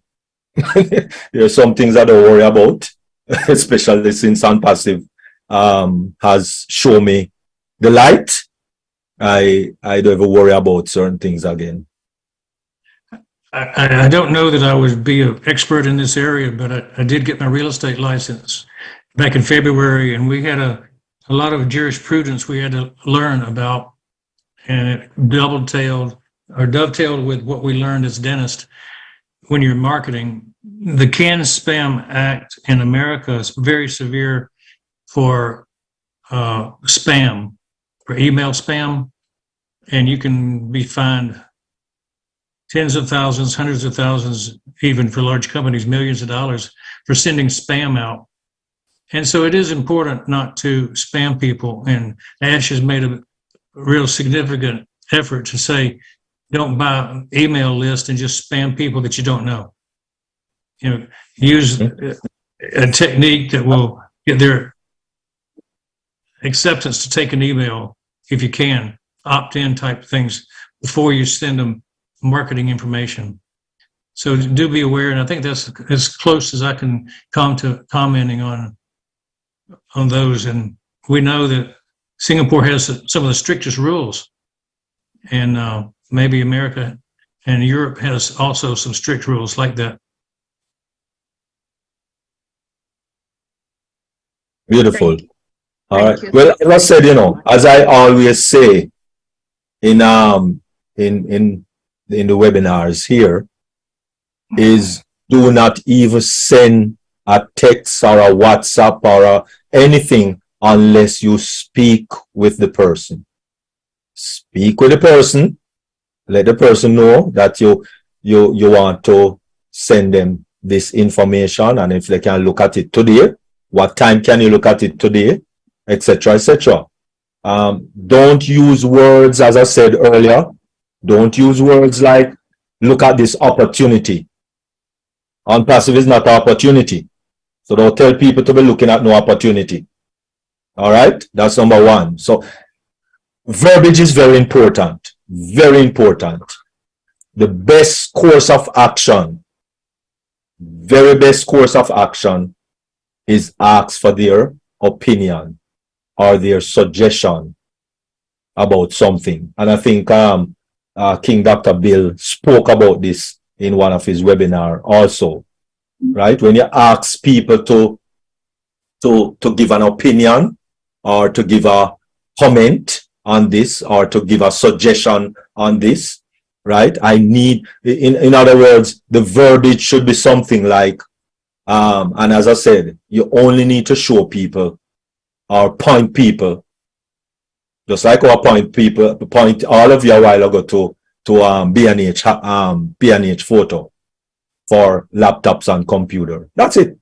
You don't hear me tell you that B&H, how much on millions of dollars they make per year and what? No, I don't get into all of that.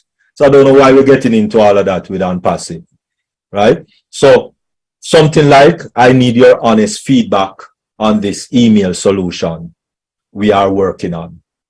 Register for free. Register, not sign up. Don't use sign up. You don't want to use those type of buzzwords. Register for free, creating your own email and get access to our ecosystem and give your opinion on our email. This is my, this is the link, not my, this is the link. Just click on it and give me your feedback. That's kind of the verbiage you want to use instead of talking about, take a look at this opportunity and, whatever. No, so we have covered that. Don't send out no bulk thing in Facebook and bulk thing in this and bulk thing in that. Because watch this now. If you send if you talk to one person one dege person for the day. And that one dege person is a solid talk. And that one dege person is ready to go. You know that you have one person ready to go. Right. Right? Right. And if you do that for 365 days for the year, you have 365 solid person ready to go. That's it. That's it. Okay. Wow. And Thank remember, you. unpassive will be working for us, and we just pay for traffic and we're good to go. All right. So you don't even need to really talk to anybody. Pay for the maximum traffic that there is to pay for it, and you're good to go. Even better. All right. Thank you very much. Thank you, Dr. D. We appreciate you. Dr. Benny, your hand was raised. Over to you, Queen Benny. Yeah, I raised my hands because based upon that artificial intelligence that is going to take some of our job, yes, it is going to take some of our jobs. The reason I'm saying is at this moment, if you go to Walmart, you go to Giant, you notice that we used to have a lot of cashiers, right? Now you're seeing, but after like 2 months ago, I started seeing but machines, right? Artificial intelligence at this moment is taking jobs away.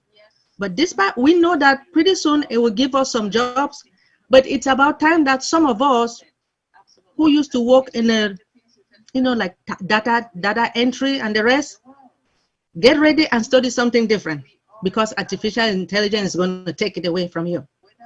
Well, I know that we have more to say about this artificial intelligence, but we'll just keep it for the time being. Thank you. I just wanted to let each and everyone know that it is taking our jobs at the moment.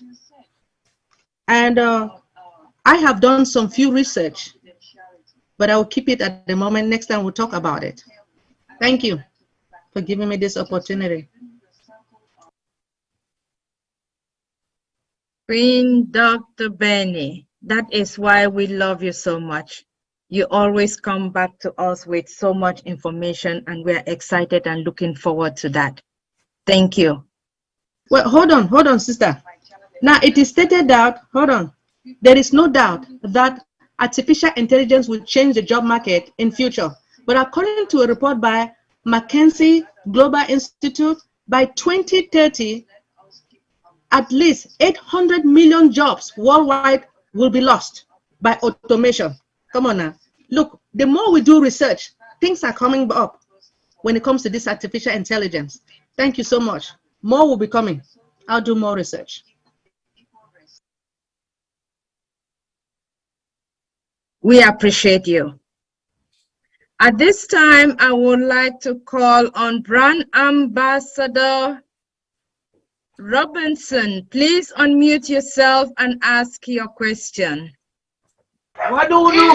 Awesome, Sassy. Thank you so much. Good night, good day, a fabulous day, a super duper fabulous day to every dege person on here. There is only one dege Dr. Derek, okay? In case you are wondering what is dege, right? It only means that you're the only one, right? Just one, single.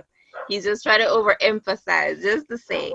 So this is Natoya, Brand Ambassador Natoya, and I am in incognito mode tonight. Awesome show. Always such a beauty to look at, Canelo. Awesome presentation, ladies and gents. So I just wanted to add a little bit to what the concern was about the job replacement and all of that. Now, this is something that we just discussed yesterday. I mean, we've been looking at it because, you know, where we are in terms of what Robert Kiyosaki teaches, we in our Restore Jamaica, most movement that we're activating, we look at books, we read books, we try to think how the important rich or self-made millionaires and people like those think. So in terms of ensuring that we have the right mindset in going forward in the position that we're in this unicorn company, as prestigious as it is, we have to make sure that we have the right mindset, and we have to ensure that we are able to develop not just our mindset, our bodies, everything concerning everything that affects us, including a job. Because as it is now, most of us, we are employed.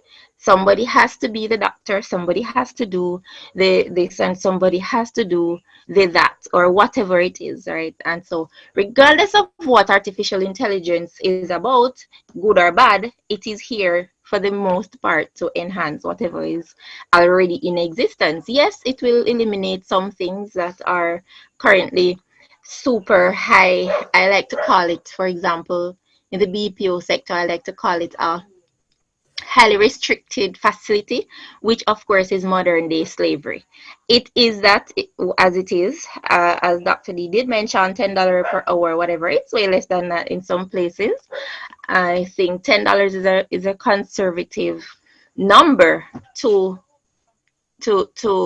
give to someone as an hourly rate, and it depends, of course, where you are. But when we look at the start of creation, well, I just came on the earth. But when you look through all of those things and how people would have come along, we've come a far way. And so we're able to appreciate some of the other things that are made to enhance what we're doing. And so, yes, some jobs will be eliminated, but if we have the right mindset, as Robert Kiyosaki teaches, and those people that we would have been reviewing the books from, like the More Than Enough, Think and Grow Rich, of course, the Robert Kiyosaki with the cash flow quadrant in particular, is where I want us to zoom in on. We all are by default on the left side of the quadrant, which we earn because we all have to earn some way. And so most of us by default, we are in the left side of the quadrant. And so we want to be able to shift our mindset and everything that we're doing with the pull that on passive has been giving us, this kind of machinery to go over onto the right side of the quadrant as soon as the wallet becomes active. Now, when we're on the left side of the quadrant, as is outlined in the book, the cash flow quadrant, we are employees. And some of us, we get fed up and we are no longer excited about the security of a 9-to-5 for the rest of our lives, because, you know, it's a split family situation where the husband is gone east, the wife is gone west, the children are gone south. And so it's a direct, from day one, split in the family structure. And so there's not much encouraging opportunities or any kind of teaching for like family to own businesses and build and grow and live together and homeschooling and all of that. Artificial intelligence will be able to help us with that as well, based on where we are positioned as founders, right? And so if it is that you're fed up, frustrated, tired of the 9-to-5 that you're in, you will want to do what? Get your own business. Now your job owns you, so the employer would have been giving you like a little shilling or something, and then you now say, oh, I'm sick and tired of this, I'm just gonna open my own business, so you can get the flexibility of whatever, because you can do as you want. Now, as the Slight Edge would have taught us that we read last month, it is easy to do and it's easy not to do, right? And you would have seen it wrapped up in the compound effect that we also concluded. Now, when we look at the shift based on where unpassive has positioned us, this kind of machinery that we have in unpassive, it is going to help us to be on the right side of the quadrant. What is on the right side of the quadrant? Now, it's big businesses and investors. Those are the people that exist on the right hand side of the quadrant. That's where we are positioned by default of being a brand ambassador in this unique unicorn company. And so wherever we are now, a lot will be changing very soon as the activity starts happening in our wallet. Now we need to ensure that we're able to personally develop our sales mindset in every alley, right? Financially, emotionally, all of this, because as you can see, we need to be ready for what is coming. How can we do this? Reading is a very important part of that, and not necessarily a formalized system of reading or learning like a maths and English, economics kind of a thing, going to a university and all that. I don't want to get into the details, but it is about accessing the right tools and being able to understand and apply it to what we're doing and where we're looking to go in a matter of weeks. A lot of us are going to be so excited. We're going to be calling in sick and saying, "No, I don't want a job there." You know, we'll be having the option now to choose to work and not to work, and so artificial intelligence will give us that kind of option. It's all about having options. When you're caged in a job, in a 9 to 5, in a cubicle, in a box, you love your job until God knows when. But if you have the option to do it every day for the rest of your life, best hours of your day, 9 to 5, cute, pretty, handsome, sharp, everything, leaving your family for someone else to raise. Your husband is over so, your wife is over so, and the family is just, ugh. Will you choose that over a laptop lifestyle in Dubai, in Bora Bora, in wherever, Jamaica, wherever it is you choose, on a beachside somewhere, and being able to now live a life of significance to that of uplifting humanity, as we are seeking to do as we move in our Restore Jamaica initiative here in Jamaica. Now, it is a lot to digest, and it takes a lot of growth and growing and learning and unlearning and all of that. But if we start somewhere, as the principles in the Slight Edge teaches, every little make a muckle, and a little bit by baby steps, you creep and all of that until you are able to do what? Compound over time, and you're able to move mountains just by the wealth of knowledge that are shared in these books. So it's just positioning the mindset and just embracing it for the change that is yet to come.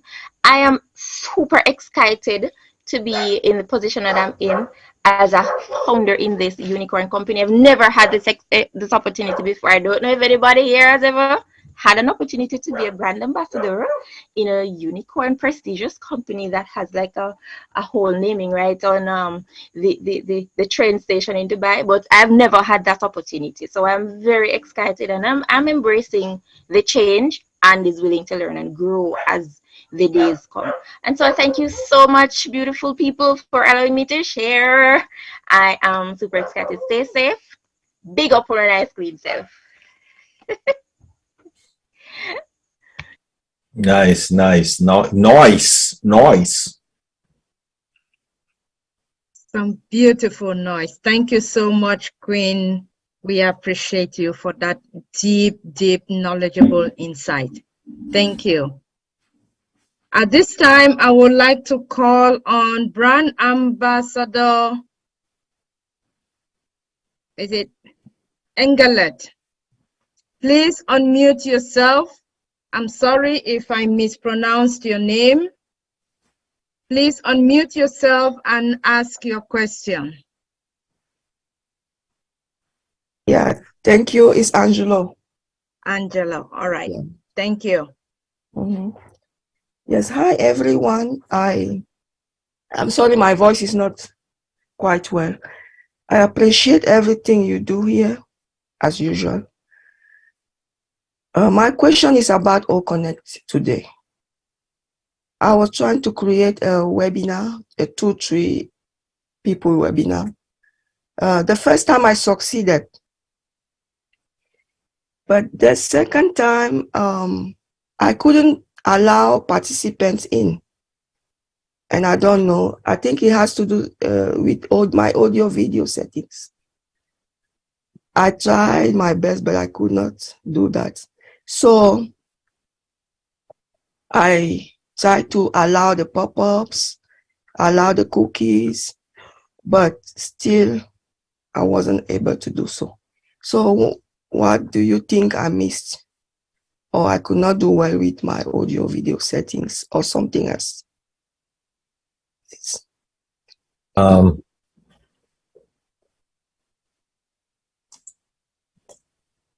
As the host, let me see. When you create your webinar, you don't let in persons really. The OConnect does that automatically. So it's not like Zoom where you have to actually let in persons in the meeting. From once you start that meeting, one, and two, very next important thing that you will need to do is to ensure that the AV button, which is the button that is to the far left at the bottom, the far left, from once you click on that AV view, you are good to go. Right? I'm trying to bring up my PowerPoint so that you can actually see what I'm saying at the same time. Because I like to, people are visual. So, okay. All right. So, as the host,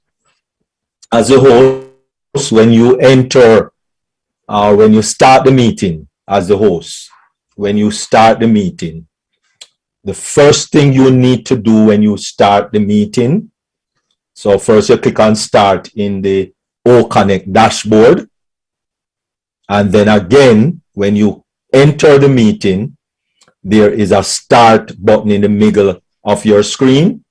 You are going to click on that start also, and then you are going to see this host view. Now, when you see this host view, this button that is on the far right, this button right here, well, let me put in the name also, right? But this button right here, which is the audio video view, you need to click on that button to activate everything in audio and video. If you don't do that, then persons not going to be able to hear you or speak on the mic. But the bringing people from the waiting room, so to speak, you know, quote unquote, into the meeting, you don't need to do anything. The system itself automatically brings people in the meeting, so you don't have to do anything. These are the steps that I just tell you.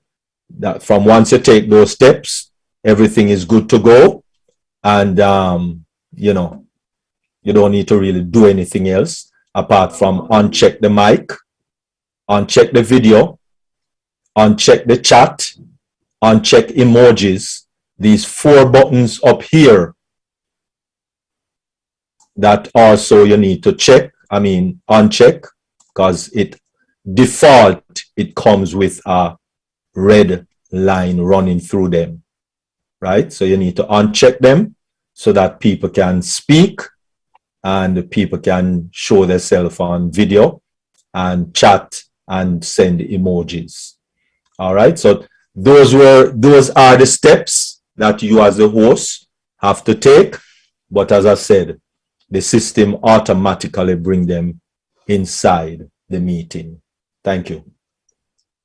Okay, Dr. Derek, okay, let me tell you more about it. The problem was that they could hear me, they could see me, but I was the only person as a host. So I couldn't see them nowhere. And you just talked about the start button. I saw the start button only once. Once I wanted to start the webinar, but I didn't see another start button. Maybe that's... No. That is the start button I'm talking about. From once you start the meeting and the meeting start, then as I said, from once the meeting start and you see this screen, the next thing you need to do is click on AV View, and then your name will jump up here. So if your name doesn't, the display name, where you enter your name and your country, and then you click Submit. When you do that, all of these 25 buttons at the bottom will appear for you, and these 5 buttons up here will appear. And as I said, you just uncheck these 4. You will see them in the middle of the screen here, people that join the meeting. And then you'll see an avatar up here for people who join the meeting. Yes, you are the only host. There is only one host for the meeting. You don't have 5, 10, 15 hosts. Only one host for each meeting. Even with Zoom, only one person can be host in any webinar meeting. Now you can make people co-hosts. Just like in Zoom, you can make people co-hosts, but only one host, right? Now, as I said, if you are not seeing anyone entering into your meeting, is because you did not check, you did not click on this AV View to activate the audio video. So it is like people cannot enter into your room properly because you did not activate the room. And then after you do that, then people will be able to now see on their screen the place where they need to put in their name and click Submit, right? So maybe that is the reason you didn't see anyone in your room, because you did not click on this AV View. Okay. Have to click on this as you enter the meeting. You click on this AV View. I did, but maybe I didn't do that immediately. No. And I had all the buttons. No. Whatever time you click on this AV View, it doesn't really matter. Oh. You have to click on it so that the audio, video can be activated. You understand? I understand. Beautiful. So it's like an activation sort of thing to activate the room, so that, because everything in OConnect is audio or video. The chat would be considered as video because you're seeing the chat, etc., etc. Right? Background music would be audio because you're hearing the music, etc. So it's like an activation of all of these items, including the people. Right? Okay, thank you so much. Beautiful. Let me see if there's anyone. Let me check something. Is there anyone else? Okay, so there's no other hand. Queen Kanla, is there anyone in the chat? No, there is none. Any question in the chat? Okay. What you can do then, Queen Angela, is to share your screen, show us exactly what you do. So you create your Share your screen. Are you on a computer? Yes, I'm on the computer. So share the screen. Click on share and click on screen. Dr. Derek, if I may, we are still live streaming, and I don't know if we are going to get into OES because of proprietary information. We may want to end the live streaming. Could you close the live stream, please? All right. Brand ambassadors, good evening. Good. All right. All our brand ambassadors online on Zoom, we want to thank you for being able to join the webinar this evening. We appreciate you. We love you. And at this time, we are going to stop the live streaming. And we hope that you'll be able to join us the next session. We thank you so much. You can end it, Dr. Derek. I don't have the access to end it. Okay, doke. All right, go ahead. Yes. So where do I go next? Angela. Do I have to open my? Go to your ecosystem. Just normally now, because we can't see your screen. So normally just log into your ecosystem and roll your show.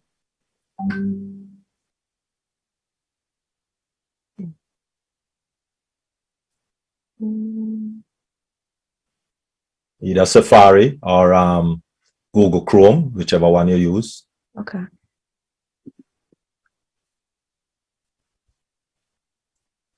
All right, and log in.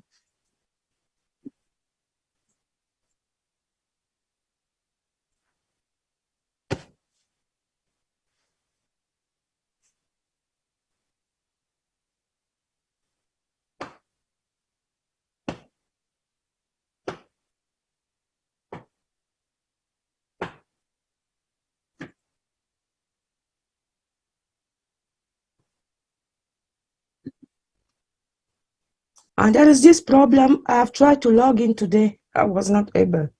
So I thought that they may be changing things around. So that's what is